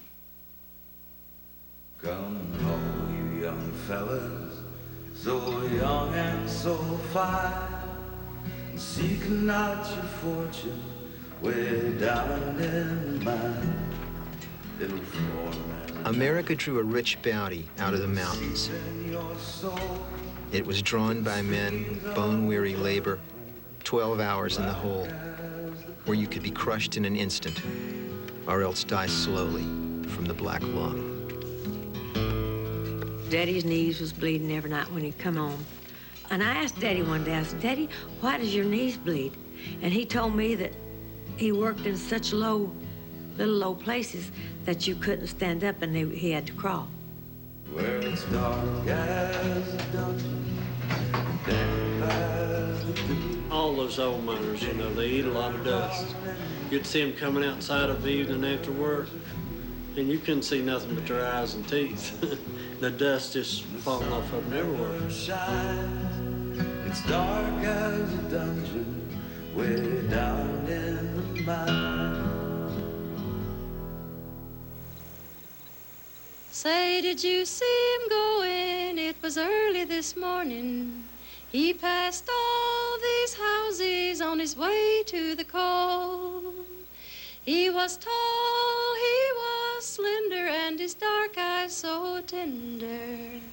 His occupation was mining, West Virginia, his home. My granddaddy never missed a day's work, and he rode horseback over the mountain 9 miles one way, twice a day, for 17 solid years. And I seen him go, and he's wrapped up in his old army overcoat, and I can see him still today. It was just before 12, I was feeding the children. Ben Mosley came running to bring us the news. Number 8 is all flooded, many men are in danger. And we don't know their number, but we fear they're all doomed. I've been at the pit of a mine during an explosion, seeing the faces of the mothers and the sisters and the wives and the little children standing around, waiting. It's a different breed. Coal mine. So I picked up the baby and I left all the others to comfort each other and pray for our own. There's There's Timmy 14 and there's John not much younger. Their own time soon will be coming to go down the black hole. When you have the whole family working in the mine, then when there's an explosion, every male in the family's wiped out. You had situations where women lost their husbands, their fathers, their brothers, and their sons, all in the same explosion. If you got killed, if you got injured, your widow or your family was put out of the house. If you could no longer provide for your family, then they had to leave. Now what can I say to his poor little children? Or what can I tell his old mother at home?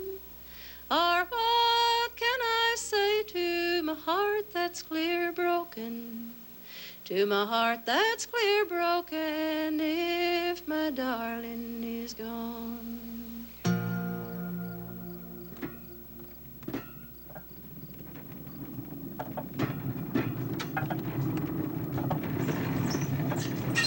Dangerous as it was, the work did not bring great rewards. To be competitive, companies paid low wages with few benefits.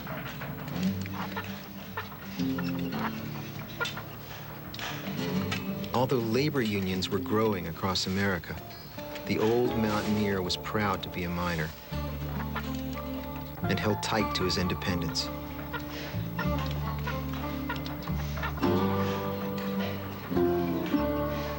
But the coal company now controlled his life. The pressure had to break. West Virginia, which had suffered more deadly mining accidents than any other state, would also be home to some of the bloodiest battles. In the freezing winter of 1912, the first of the great coal wars broke out at Paint Creek and Cabin Creek.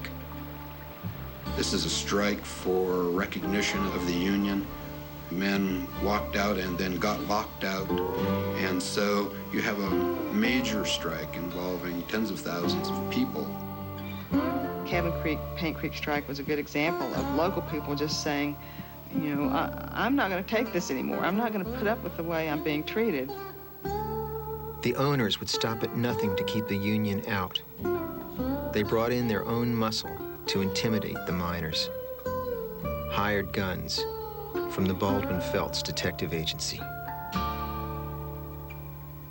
Many of them are convicted felons, people who are not afraid of violence, people who could thrive on violence and earn a living at it. As soon as the miners went on strike, they were evicted from their homes by the guards.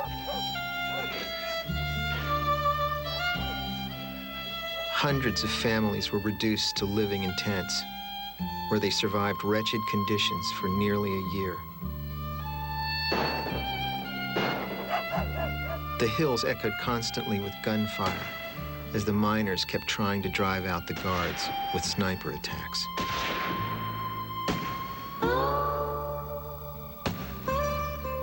In the midst of the struggle, there was one person who offered hope. A charismatic organizer for the United Mine Workers called Mother Jones. Mother Jones claimed West Virginia miners as her boys. She was a darling of all coal miners. The miner's angel, they called her. She was like a Victorian grandmother from hell. Boy, she could cuss a storm. Mother Jones did not mince words. She stood on the steps of the state capitol and boomed, "I warn this little governor that unless he rids Paint Creek and Cabin Creek of these goddamn Baldwin Felts mine guard thugs, there is going to be one hell of a lot of bloodletting in these hills."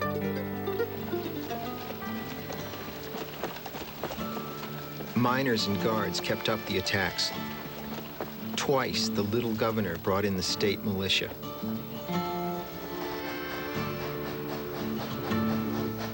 A year after the strike began, on a cold day in February, the Bull Moose Special thundered into the strike zone.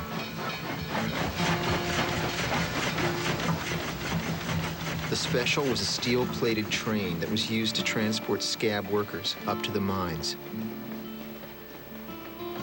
But this time, it had sheriff's deputies and mine guards on board, carrying machine guns and high-powered rifles.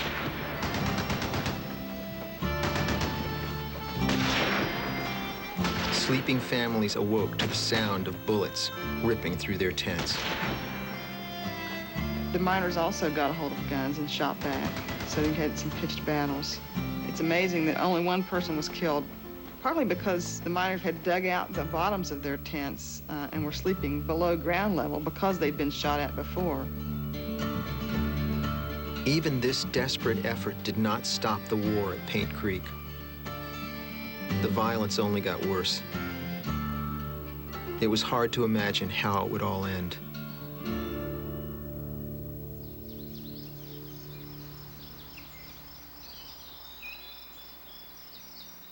In the spring, West Virginia inaugurated a new governor, Henry Hatfield, a nephew of Devil Anse.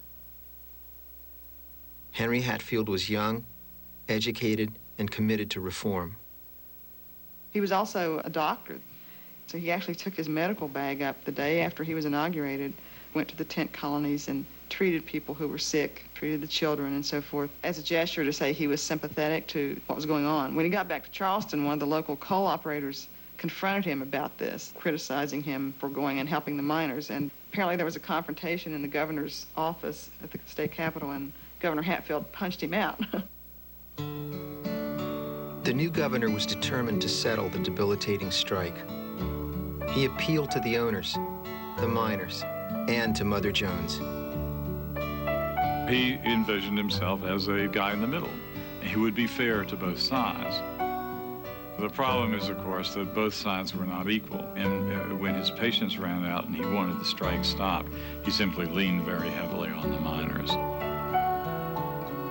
The strikers gained some concessions, but not the one they really wanted, the right to unionize. Mother Jones kept the story in the newspapers until the Senate set up a committee to investigate. But the miners had been forced back to work, and Henry Hatfield could claim that he finally put an end to the war at Cabin Creek.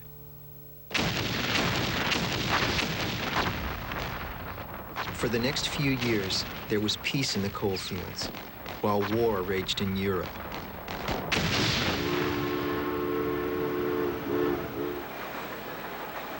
Those who stayed in the hills made a good living, digging record tons of coal to fuel the war. When the soldiers returned, old tensions were quickly rekindled. War had left the country in a recession, and wages were lowered in the southern coal fields. Thousands of miners were added to the rolls of the United Mine Workers of America. In alliance with local politicians, the coal companies employed every tactic to stop the Union. In May 1920, Baldwin Felts detectives arrived in the deep mountain town of Matewan in Mingo County, West Virginia, and started evicting Union families from their homes. On a drizzly spring day, the Coal War started up again. This time, another member of the Hatfield clan would take center stage. 28-year-old Smilin' Sid Hatfield was the police chief at Matewan, and he sided with the miners. Hatfield pulled together a gang, headed for the railway station, and took on a dozen of the Baldwin Felts guards.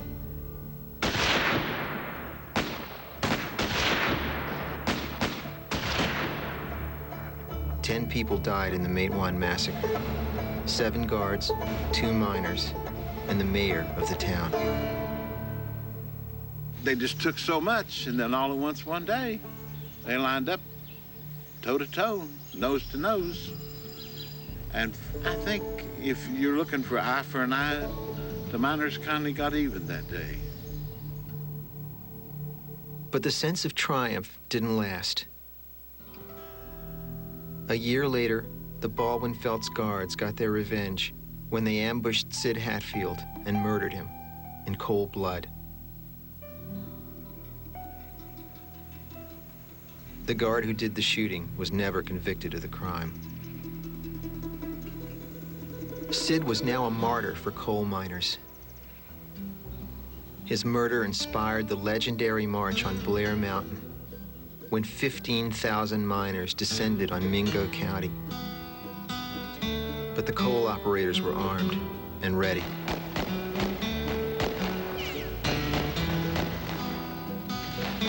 For 3 days, gunfire echoed off the mountain. The governor appealed to Washington, and 2,000 federal troops came in to put down the miners.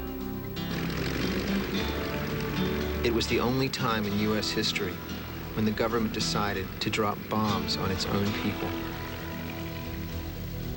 This was 1921, after World War I, when you had the first military use of airplanes. A squadron was preparing the next day to fly over the miners and drop bombs on them.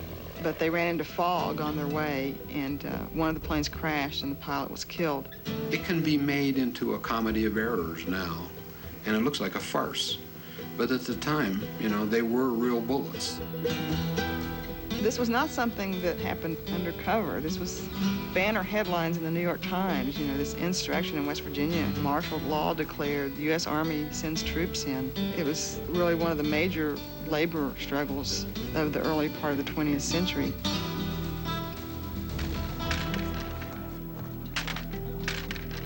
The miners could not fight the federal government.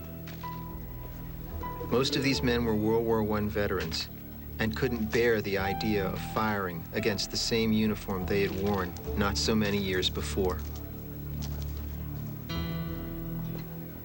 The defeat of the miners at Blair Mountain broke the Union in West Virginia.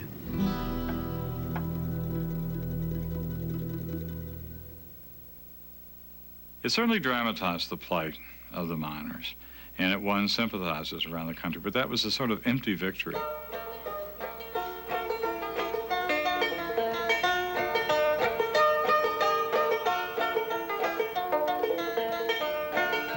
Which side are you on, boys? Which side are you on? Which side are you on, boys? Which side are Although it would be another decade before all the miners won the right to unionize, the long, hard years of the coal wars had taught the Appalachian people how to work together in a fight for their very survival. My daddy was a miner, and I'm a miner's son. He'll be with you, fellow workers, until this battle's won. Tell me, which side are you on? Which side are you on? Sing it! Which side are you on? Which side are you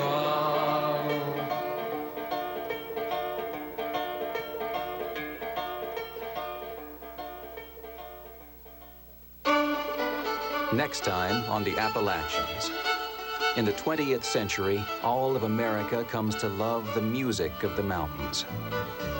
Appalachian people struggle through the Great Depression and 2 world wars, and many are forced to move to big cities to find work. But love of land, family, and music holds the culture together and points toward a better tomorrow.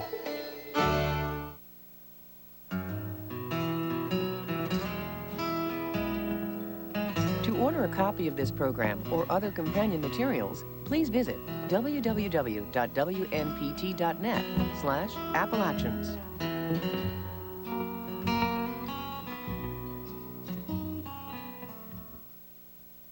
Come all ye fair and tender ladies. Coming up next, mountain music takes America, World War II takes many young people from their mountain homes, and the war on poverty is taken to the mountains. Stay tuned as the story of the Appalachians concludes next on member-supported UNC TV. And then they're gone. I wish I was a little sparrow, and I had wings, and I could fly. I'd fly away to my false true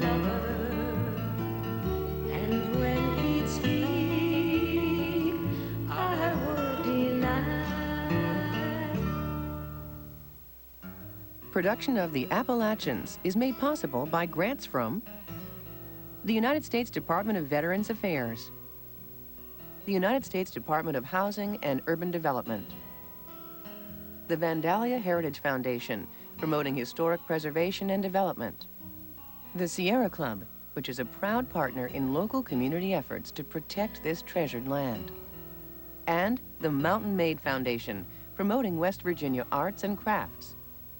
Additional funding was provided by the Robert H. Mollahan Family Charitable Foundation, the Appalachian Regional Commission, the West Virginia High Technology Consortium Foundation, the National Aeronautics and Space Administration, and by the Corporation for Public Broadcasting.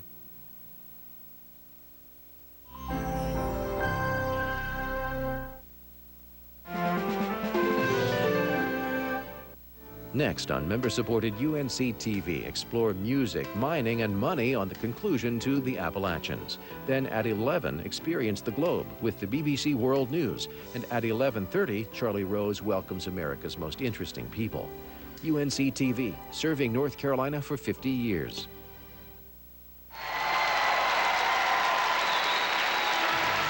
Coming up, the 2004 IDSF World Standard Dance Championship from Vilnius in Lithuania. 68 couples from 38 countries, the cream of the world standard dancing talent. Waltzes, the tango, the slow foxtrot, the quickstep.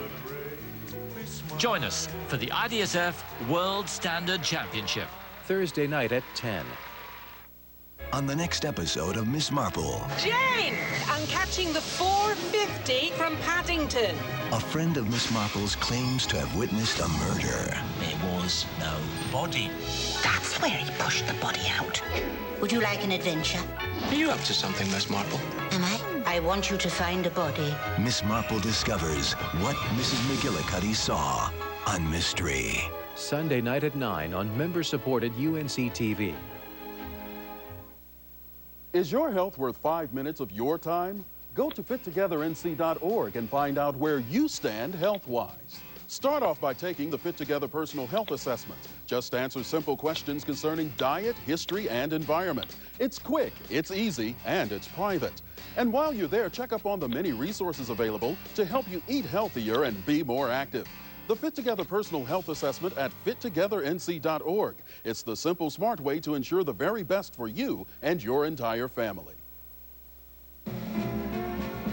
From the Appalachians to the Outer Banks, from eastern Tennessee to Virginia's Tidewater region, you're watching North Carolina's statewide public television network. UNC TV, learning for a lifetime. Television that teaches can be enjoyable, even life-changing. UNC TV has been bringing great projects to North Carolinians since 1955, and we can't wait to see what the next 50 years will bring. UNC TV, celebrating 50 years of life-changing television.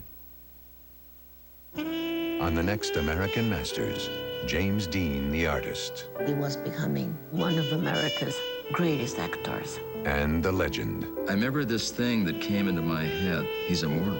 James Dean, next time on American Masters. Coming Wednesday, May 18th. Get a head start on your weekend with North Carolina Weekend, only on member-supported UNC TV.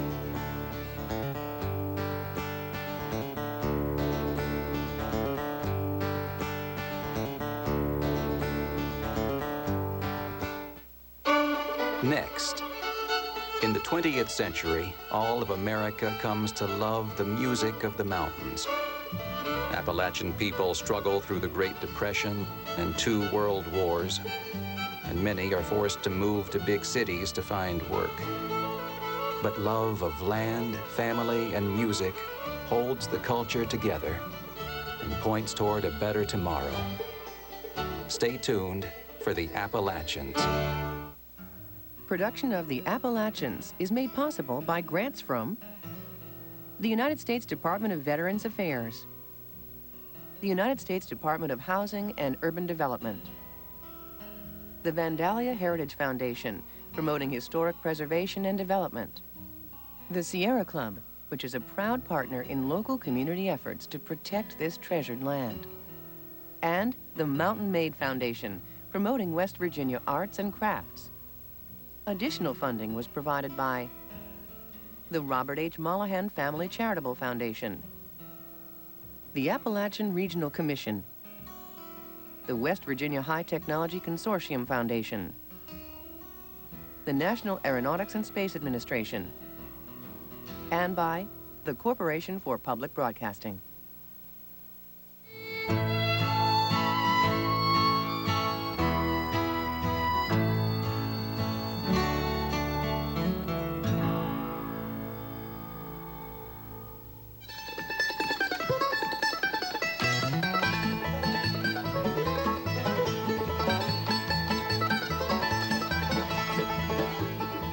The singers and songwriters of Appalachia are known and loved throughout the world.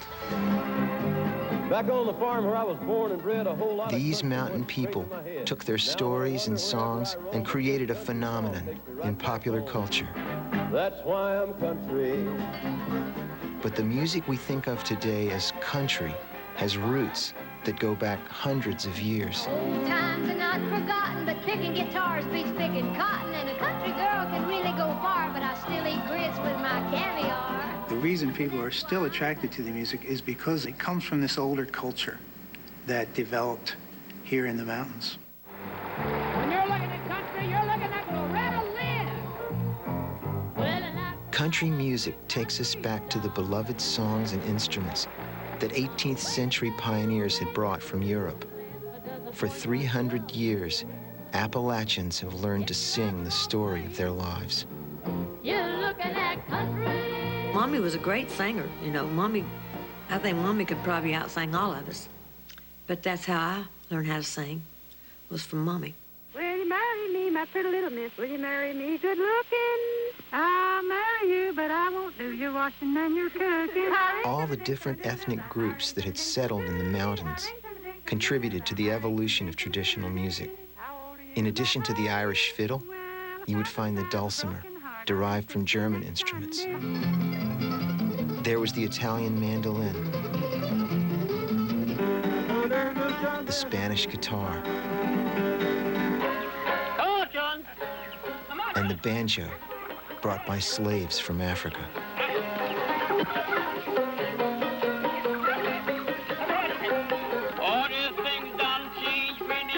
Appalachian boys just fell in love with the banjo.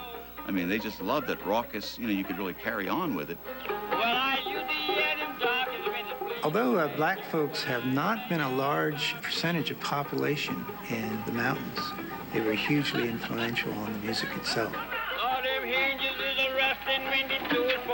If you think about the ways music sounded as it came from the old world and how it sounds after it remained in the southern mountains for a while, there's a major difference. Every great American form of music, it's a merging of African and American traditions.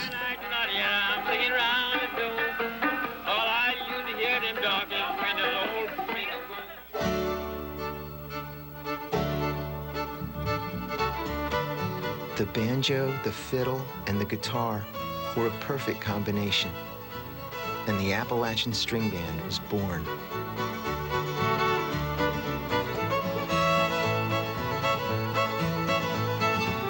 By the turn of the 20th century, the mountains were ringing with string band music, played for family and friends. But new technology was about to make it available far and wide. Everything changed when you could order phonographs and records from the Sears and Roebuck catalog. And rural free delivery would bring them to your door. The most powerful change came with a revolutionary new device called radio. The earliest stations in America began broadcasting in 1919. And within a few years, the little miracle made its way into mountain homes. Poor people out in the country who never afforded themselves even the most primitive of luxuries would invest in radios and radio equipment because that was a means to connect with the outside world. Back in the early days, you never bought a radio ready to go. What you did was you went to a radio supply store and you bought the different parts that you needed and you assembled the radio. It was a real gadget sort of thing. The first radio we had was a Crosley radio with the antenna outdoors that stretched from one tree to another, and the old battery set outside with a ground wire on it, and if the battery got low, you'd go out and pour water on the ground wire or the ground stake, and so the power would come in a little better and static would go away. And you could only have one person listen at a time. They were crystal sets, so you had a little diode that you put in your ear and you could hear the radio, but nobody else in the room could. Ladies and gentlemen, main event, 10 rounds for the heavyweight championship of the world.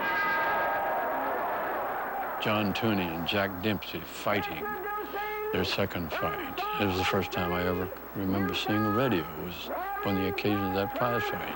Weighing and still heavyweight champion, James Tooney. I went away a disappointed lad that night because Dempsey did not regain the title. And I didn't get to hear the fight because there was only one set of earphones. Finally, in 1925, Western Electric came out with a radio loudspeaker, which was a great big horn on a base that you could plug into your radio, and everybody in the room could hear the radio. And that had a tremendous effect.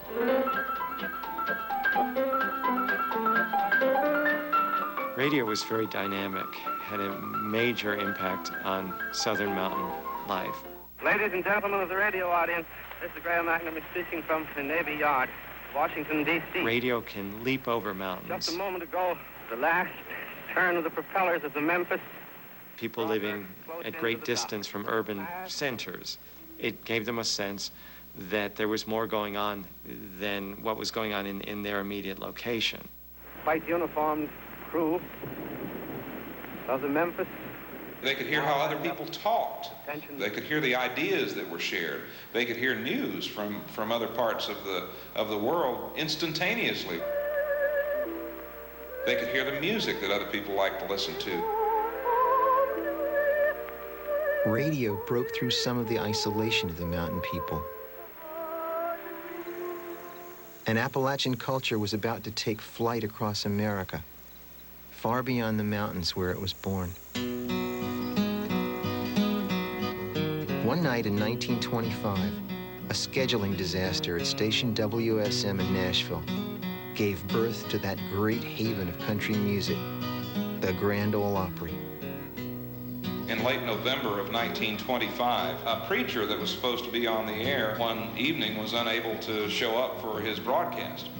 There was a studio pianist on duty that night.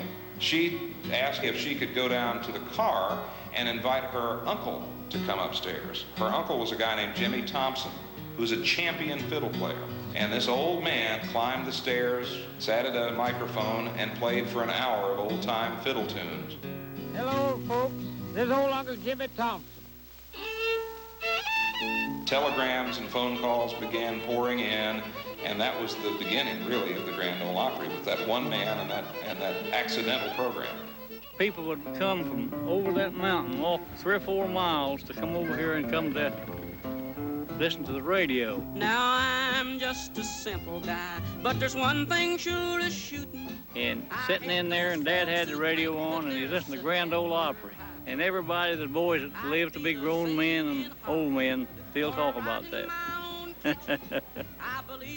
The music would just echo off of those hills and the surroundings, and it was a marvelous thing. A cornbread-loving country boy. I raise Cain on Saturday, but I go to church. Crowds would swarm the station, trying to get a glimpse of their favorite stars. A cornbread-loving country boy. I'll be looking over that. Within a few years, the producers had to move the show into a theater.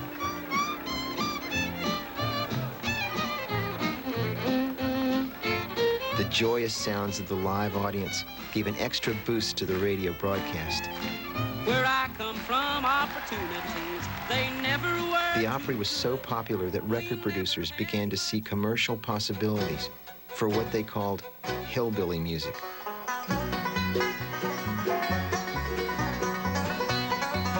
When you walk up to the jukebox and you slip a nickel in, you can bet your bottom dollar when that record starts to spin, you hear a fiddle and a guitar with that honky-tonkin' sound. It's that hillbilly fever and it's spreading all around. Hillbilly fever's going round. When the American record companies first started putting out this kind of music, they were all Northerners, and they all called it hillbilly music. Until the salesman got down here and started trying to sell the stuff. And the guys would say, you think I'm going to put that stuff called hillbilly music out in my store? No way. This is mountain music, or this is old-time music, but it ain't hillbilly music. Even though today people in Appalachia can make jokes about hillbillies, for many, many, many years, it was really a fighting word, an insulting word. Given the negative connotations of the term hillbilly, eventually that was removed and country music came to be the name given to this type of music. 1927 was another landmark year for Appalachian music.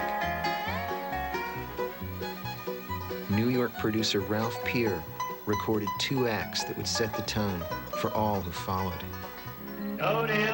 One was Jimmie Rodgers, the father of country music. All around the water tanks, waiting for a train, 1,000 miles. Jimmie Rodgers records were huge sellers. He was the true first country music superstar. And people would go into these, little general stores and say, I'll take a pound of flour, a dozen eggs, and that latest Jimmie Rodgers record.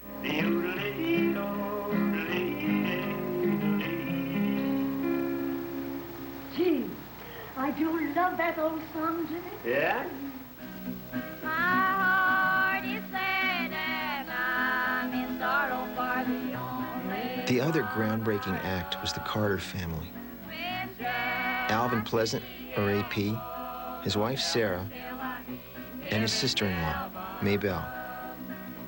AP and Sarah and Maybelle heard about this man that was going to be in Bristol at this hotel on August 2nd, 1927, listening to singers and recording them for the Victor Talking Machine Company. They went over the hills to Bristol and went to this hotel and auditioned for Ralph Peer. They recorded 6 songs that first day. Oh, bear me under the weeping willow, yes, under the weeping willow tree, so ye may know where I am sleeping, and perhaps he will weep for me. They were an immediate success among the mountain people, and they played them on the radio constantly.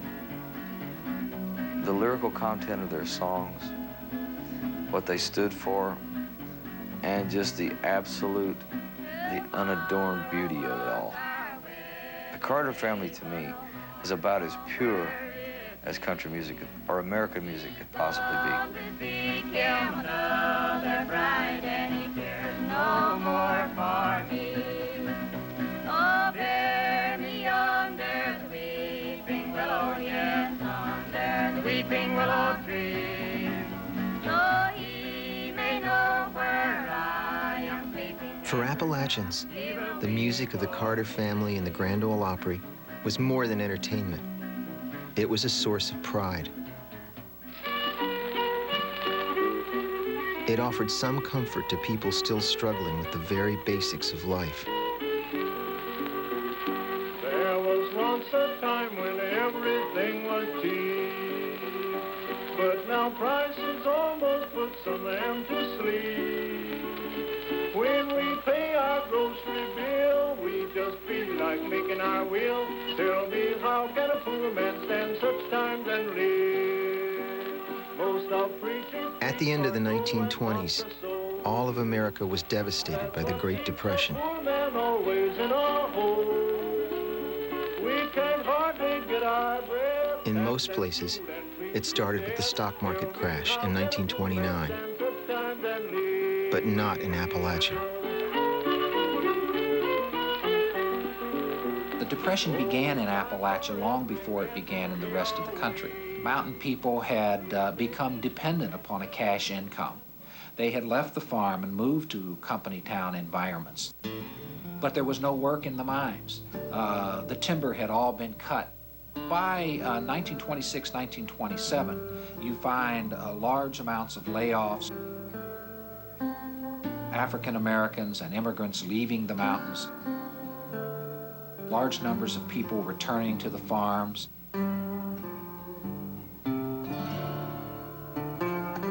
The Great Depression, people would come by where my grandmother lived and stop for a drink of water, like a man and his wife and 3 or 4 children, all walking, looking for work. And my grandmother would feed them and whatever, give them food to take with them and kill a chicken and have a big dinner for them and send them on their way. It was a tough, tough time for coal mining people. Our bathtub was a wash tub in the kitchen by the coal stove. About once a week, they'd fill it up with hot water from the coal stove, and we would each take a bath. These winters were very bad, and at times, when I would go to bed at night, at 5 years old, I would just hope that I wouldn't wake up in the morning.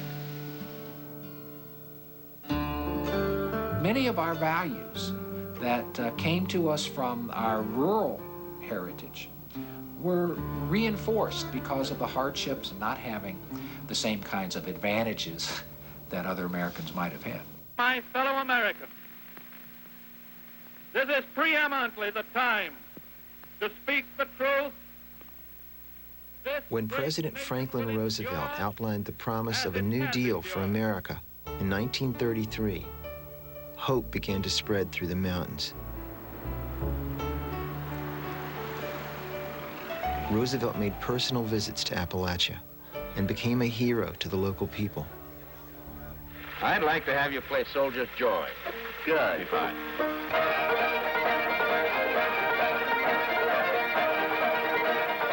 Roosevelt's New Deal, I think, helped people survive. I really think you would have had mass starvation in the Appalachian region if it hadn't been for the New Deal.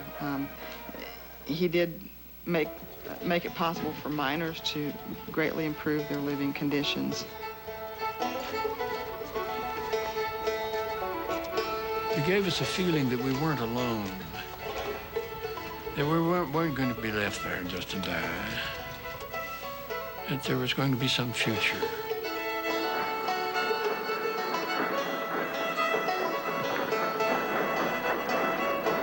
Roosevelt basically did away with the mine guard system. It was no longer legal for the coal companies to have their own private armies. So at that point, the Union basically had a freer hand to come in and organize, which they did.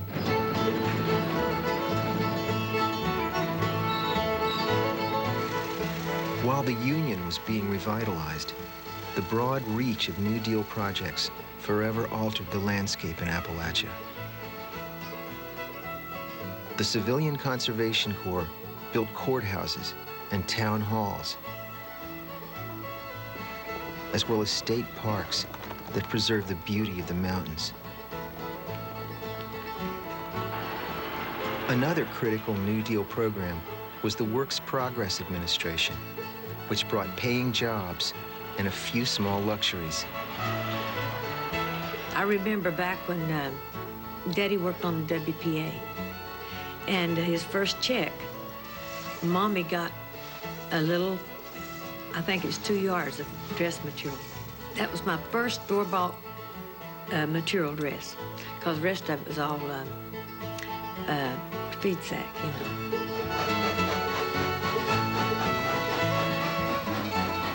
But perhaps the greatest cultural change in the mountain region was created by the Tennessee Valley Authority. The TVA took over giant tracts of land and built dams to control recurrent flooding and to run electricity. I put away my candles, I put away my oil lamps. I've got fire and a wire, electricity.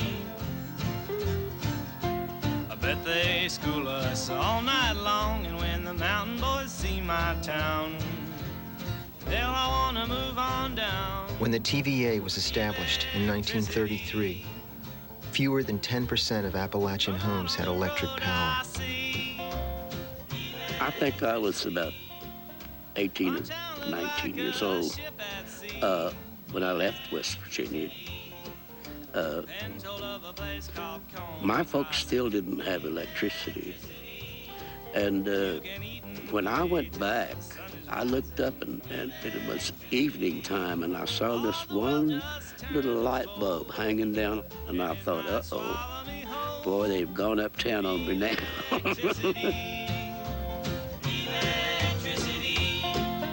My town looked like a ship at sea. Oh, electricity. With electricity to power the transmitters, a little 1,000-watt radio signal was carried deeper into the mountain hollers.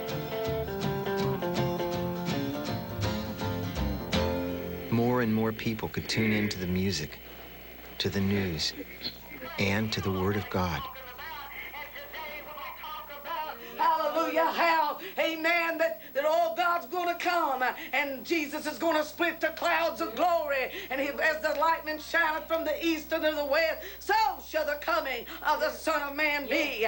Amen. People looks at us like we're crazy, say, man, they don't know what they're talking about, but praise God as it was. These are radio stations that people consider as being part of their own community, and so on Sundays, people will just wander in and may be called upon for a testimony. Praise God, Trevor, I know I live right, but I haven't got far enough yet to, like, say to this black lung, get out and take a hike. And over those broadcasts, very intimate things would be said sometimes about the people that were their audience.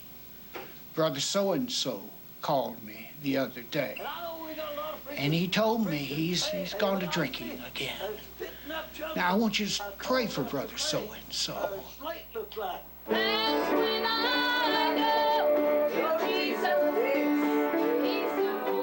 The intimacy of that small-town radio is gone. It's gone in the nation, but here in Appalachia, you get that still. Tied together by radio preachers and a wide variety of small mountain churches, religion has remained a powerful force in the daily life of Appalachia.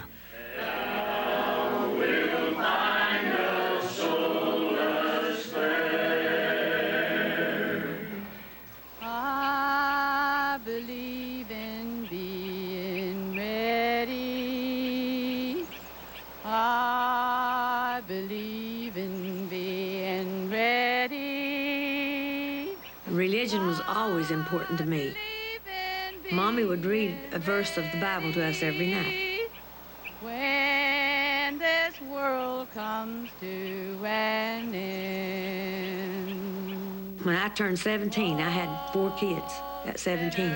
I would hold that Bible in my hand and cry and beg God to please give me the knowledge to learn how to read the Bible. And to this day, I read the Bible better than anything else. On one of Well, religion offers the Appalachian people hope, where sometimes there is no hope. Hope from poverty, hope from the cold, from depression. Religion is woven through the very fabric of mountain life, in the family and in the community. But nothing is entirely sacred when the mountaineers decide to poke a bit of fun at themselves.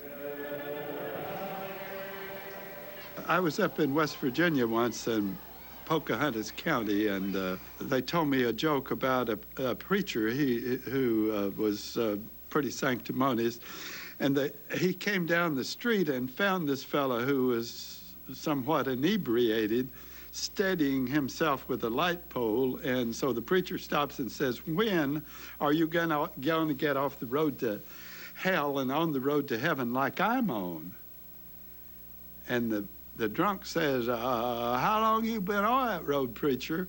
And the preacher says, 42 years, kind of proudly, you know. And the drunk says, "I don't know, preacher. If I'd been on the road 42 years and hadn't got no further than Pocahontas County, West Virginia, I'd try a new road." Let us greet with our song of hope each day. Though the moments be cloudy or fair. Humor and hope have carried Appalachian people through hard times. From the dangers of the open frontier through the struggles of the Great Depression.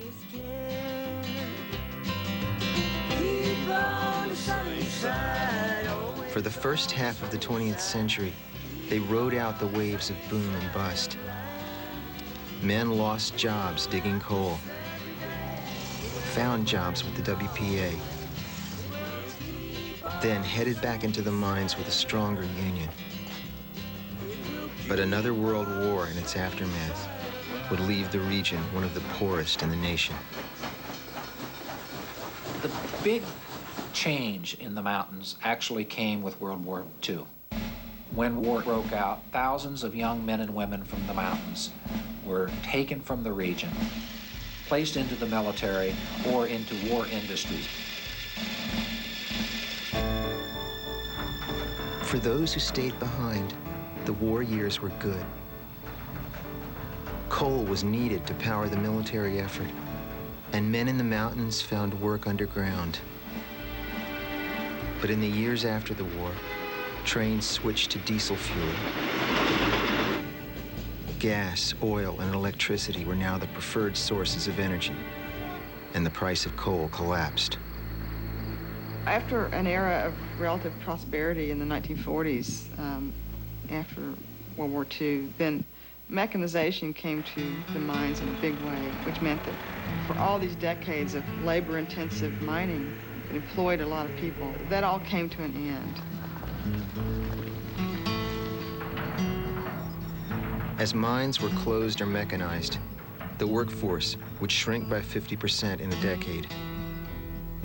The only life the miner had ever known was now changed forever. The mines went down from 5 days a week to 1, and a lot of times none. We lost everything we had. We couldn't make the payments on the things that we'd bought. We lost our automobile, our furniture, and that's when we went to Chicago. The miners were forced to migrate to find work. And the young people who had seen the outside world now looked at their home through different eyes. After the war, when they came back home, they expected for their children to have better education, better access to jobs, better opportunities. When those opportunities didn't exist at home, more than 3.5 million young people from the mountains left Appalachia. I could be gone tomorrow or live a century. A ripple in the water could be my legacy. For young and old, Appalachia became known as the place to leave. Pack my bags by morning, 'cause I'm going nowhere fast. Going nowhere. Reading, writing, and Route 23 north to Columbus. That was the 3 R's that was taught in the school. They call it the Hillbilly Highway because like streams of old cars, day after day, were just leaving, pouring out of the mountains all packed with families going into the Midwest. Often they found work, sometimes they couldn't, and the only place they could afford to live was a slum.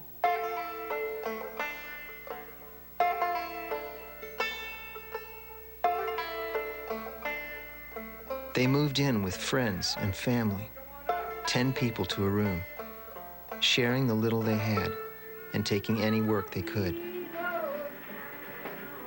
They sought comfort in music and religion. It was one of the great internal migrations in American history. But it was a two-way migration, because the people there would work in a factory for 5 days, and they were so lonely. They'd jump back into their cars on Friday night and drive all the way back to Kentucky, but they just needed to touch base, you know, they wanted to hear the way people spoke again. They wanted to, you know, to see the mountains again. That they were drawn back. Some people managed to keep up this back and forth existence. But land and family called others back home for good. Well, I wonder how the old folks all at home. I wonder if they miss me while I roam. I wonder if they pray.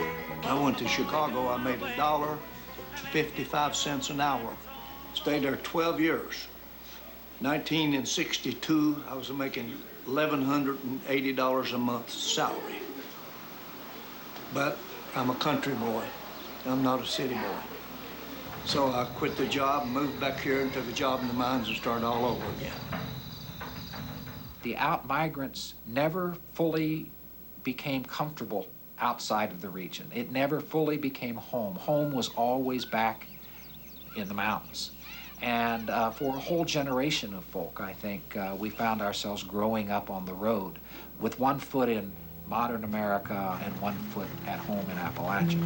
I come from the mountains, Kentucky's my home. Where the wild Home was the place where the folks were.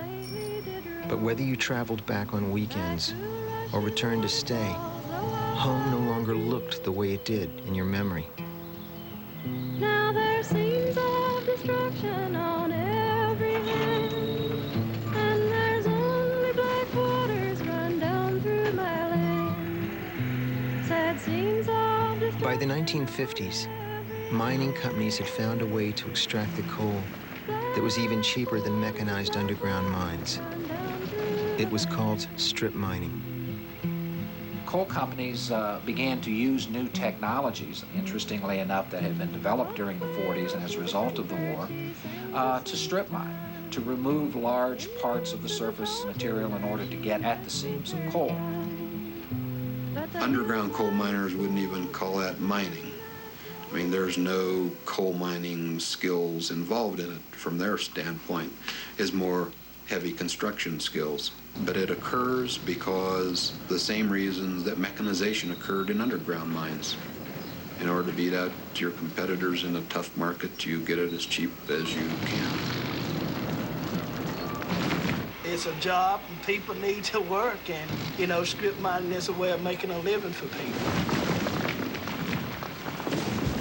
They say a lot of the strip mining that they're doing is actually tearing up the land, and it's causing a lot of problems with the wildlife. You're invading their habitat, and the streams and rivers is causing the big problems for the fish and things. And so a lot of people is very much against that. Landowners took their protests to the state capitol. They claimed that strip mining was polluting their waterways and devastating their forests. The absence of trees from the hillsides also increased flooding. Massive floods occurred in Appalachia in the late 1950s, many of which were the events that helped to lead to the rediscovery of Appalachia in the 1960s by the federal government. Well, of course, this state has been hard hit. In fact, probably more hard hit than any state in the Union. There are about 250,000 people in West Virginia on surplus food. What I think the most significant thing is that most of these people have been put out of work because machines have taken their place. that this is a great national problem to which we've devoted very little attention. In 1960, West Virginia was the site of a fierce political battle, the Democratic primary campaign between Hubert Humphrey and John F. Kennedy. When John Kennedy needed to establish himself as a compassionate man and also win a state that was not anti-Catholic but suspicious of Catholics, West Virginia seemed perfect. So he went down to have himself photographed among the poorest of the poor, you know, Appalachians. I think he genuinely was also shocked when he came here. I think there was a stereotype that poverty only existed in the cities. And Appalachian poverty was something that people didn't look at. We were kind of a forgotten place. The powerful new medium of television covered the campaign. Teams from every network captured the heartbreaking face of the rural poor. This is Walter Cronkite reporting. Today we visit another part of America where bewilderment and despair gnaw unchecked at the foundations of an essentially optimistic society. What Americans saw were once again backward people, backward Appalachians that we need to feel sorry for. In the tight folds of the East Kentucky mountains, dead machines are strewn on the misty hills. Bought for $50, $100. People were suffering and people were hungry. Farmer, but simply as rural non-farm. If young, he must change his life. If old and there were terrible problems, but at the same time, people resented the way that poverty was looked at. I think the way it was handled in the media. And this administration today, here and now, declares unconditional war on poverty in America. When Lyndon Johnson declared a war on poverty in 1964, the media returned in force to Appalachia. Widespread pictures of raggedy children on ramshackle porches outraged a lot of local people. Television and magazines were not showing reality as they knew it, and they thought the news stereotypes were as damaging as the violent caricatures that dated back to the feud between the Hatfields and the McCoys. Goldie Johnson cooks for 7. There were poor regions throughout the country, but the human face of hunger and need looked a lot like Appalachia. In the yard, there are the dead outlines of a flower garden Goldie Johnson tried to keep one forgotten spring and then gave up on. She has worked hard every day of her marriage. There is nothing conceivable that can stop her work as long as she lives. She knows now it will have to be a life without flowers. This is the road. Charles Kuralt, we came to know him as this wonderful old uncle of a fellow, you know, that did wonderful things and had a great respect for people. That it is Christmas in Appalachia.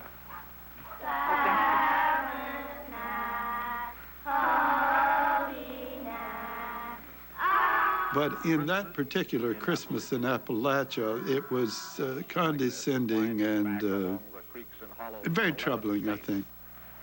And beside these roads, the shacks of tar paper and pine, which are What that did, an act of compassion, say, or seeming an act of compassion, just once again put another layer onto this hillbilly stuff. The war on poverty focused the nation on Appalachia.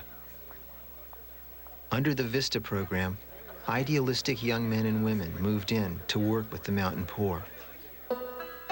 And the region was receiving its first federal support since the New Deal. Appalachian people were grateful for the help. What they did not want was pity. But regardless of new social and economic programs, it was becoming more and more difficult for Appalachian people to hold on to their most precious resource, their land. I'm the 4th generation now to put my back to this mule and plow. We have always found a way to stand tall or kneel and pray.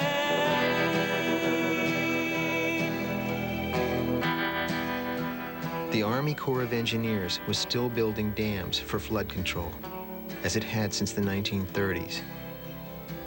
State governments saw that the lakes created by the dams could be turned into tourist attractions. But the flooding of lush bottomlands and farms meant that someone was losing land their family had worked for generations. The porch steps by evening's end forever will be flooded in. It was more than just the land. I mean, we lost the whole community. We lost the people. It was a total devastation. It took all of our home farm that we had. My brother wanted to come back and farm on the farm, and Dad said, no, there's no need to. That you need to go on with your life and make other arrangements and not think on settling here and making your roots here, and he did so.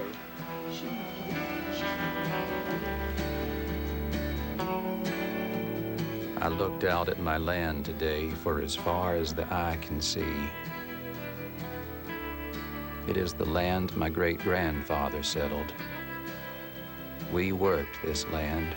We built the house with our very hands. This land is as familiar to me as my own skin.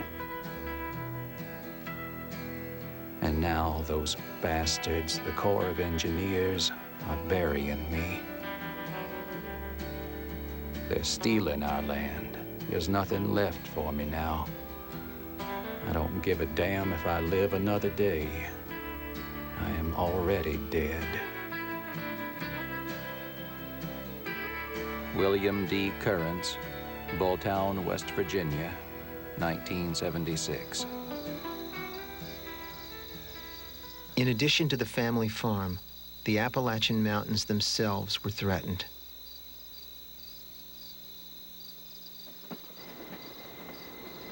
The nation still needed a stable domestic source of energy.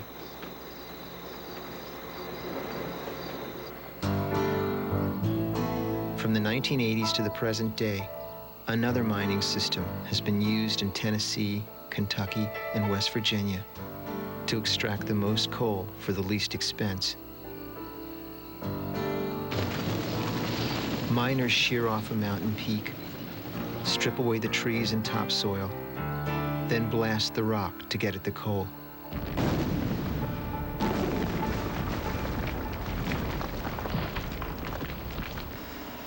Opponents call it mountaintop removal, and to them, it is even worse than the strip mining of the 1950s.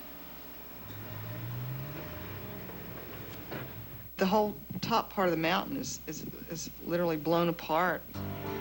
What happens is the tops of the mountains come off and are pushed out into these hollers, and so instead of this rugged landscape, you have this big open wound.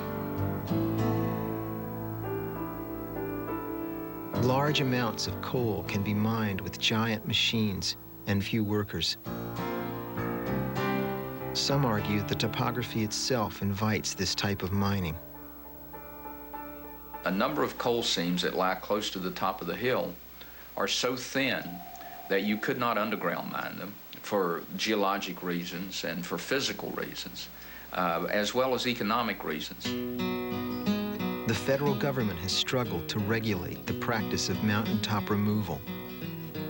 One law requires that the mining companies reclaim land with new plantings after the coal has been pulled out. Reclamation is no longer an afterthought. It is absolutely a component of operation, and every day that we're mining, we're reclaiming on that same operation. My favorite characterization of reclamation is it's like putting lipstick on a corpse. Once they have taken everything off the mountain, and you've got giant machines, heavy equipment that goes back and forth over what's essentially just rock. They throw hydroseed on it, which is a combination of nutrients and grass seed. Then they're expecting something to grow on that. The battles continue between the mining industry and the people who worry about the environmental impact. The coal that lives in the bedrock of the hills has powered the building of America and provided the main source of employment for millions of people. It has been the blessing and the curse of Appalachia. We're very proud of being able to provide the fuel that has electrified the country. We're producing energy for the nation. We're providing jobs for people and help them build their homes and sustain a life in an area where they want to live. When you have to destroy entire ecosystems, communities, and even people's lives, that price is far too dear for people here in West Virginia. There is no doubt that the exploitation of the Appalachian land is devastating. It's not just the resources you're taking away one's identity with the land. The Appalachian population is tied to the mountains. I mean, that's what we like, that's what we enjoy. Appalachian people deeply cherish the hills they call home. And the region's natural beauty has drawn more and more outsiders to enjoy the mountains, lakes, and thousands of miles of peaceful hiking trails. The Appalachian Trail is an amazing cultural resource. It takes people to a more primeval place, to a forest that could have been here in the 15th century before the first European person ever set foot in Appalachia. Today, I think the image is shifting. For one thing, a lot of Americans have become disaffected or with their own culture. And so they're looking for another way to live. And so Appalachia, with cheap prices and cheaper land, a slower pace of life, beautiful environment, a lot of people from the outside have been coming in to settle. The big cities, from Pittsburgh to Birmingham, Charleston to Roanoke, are bustling, filled with office towers and industrial parks. Charming, revitalized small towns are a magnet for tourists. But as the urban centers become more like the rest of America, the most remote areas of Appalachia continue to suffer from lack of infrastructure, medical care, and jobs. There are people in the mountains still living without electricity or running water. I think today we see two Appalachias. There is certainly a new Appalachia that has changed rather dramatically in the last 30 years. But if you go outside of that new Appalachia, up the head of the hollow and into the old abandoned coal camps or into the old rural areas, you still see much of the old Appalachia too. Is Appalachia to become just like the rest of modern urban America, rootless, tied to a consumer society, where families are less important than the individual? I think that's the big challenge facing Appalachia today, is how do we move into the 21st century but maintain the freedom and the power to define our culture in ways that may be different from the American mainstream.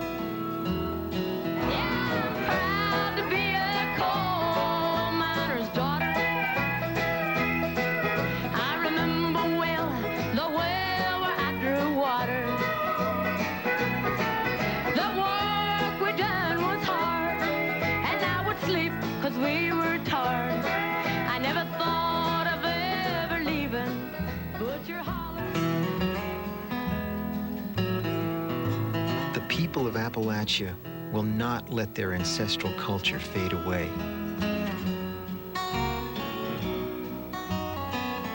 Every year, traditional music is celebrated in festivals up and down the ridge. And families that have been forced to leave many years ago are being pulled back home. Oh, I want to wander back. Oh, I want to wander back to the cabin on the hill. To the cabin on the hill. Neath the shadow of the tree. Neath the shadow of the tree. I would like to linger still. I would like to linger still. One of the sure ways to tell whether someone is from the mountains, or someone is a modern middle-class American, is, do you know where you're going to be buried? Many mountain people know where they're going to be buried. They're going to be buried back in the family cemetery. I think if you forget where you come from, where are you going to go? There's no place to go.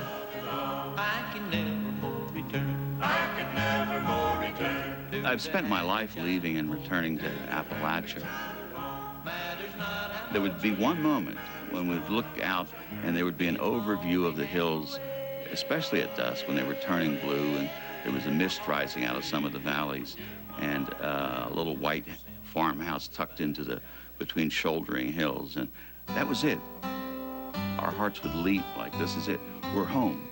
Down there in that mist, that's Appalachia, that's where we belong.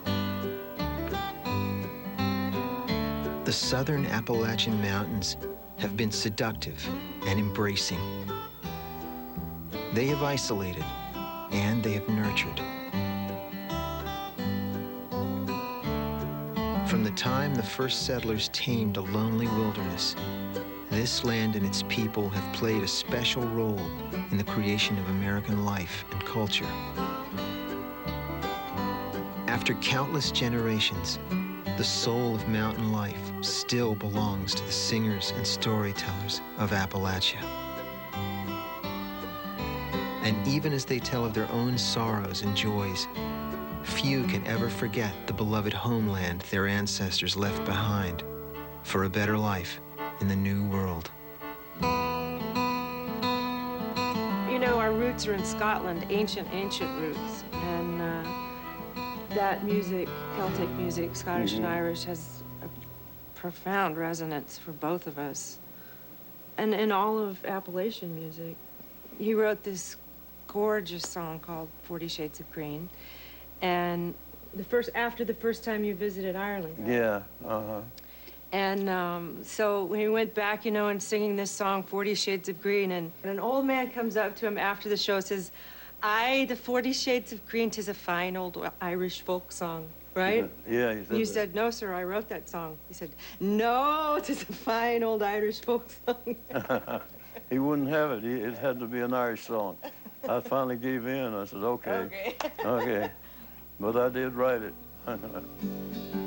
I closed my eyes and pictured the emerald of the sea from the fishing boats at Dingle to the shores of Dundee. I missed the River Shannon and the folks at Skibbereen, the moorlands and the meadows with their 40 shades of green. But most of all, I miss a girl in Tipperary town. And most of all, I miss her lips as soft as eider down. Again, I want to see and do the things we've done and seen. where the breeze is sweet as Shalimar, and there's 40 shades of green.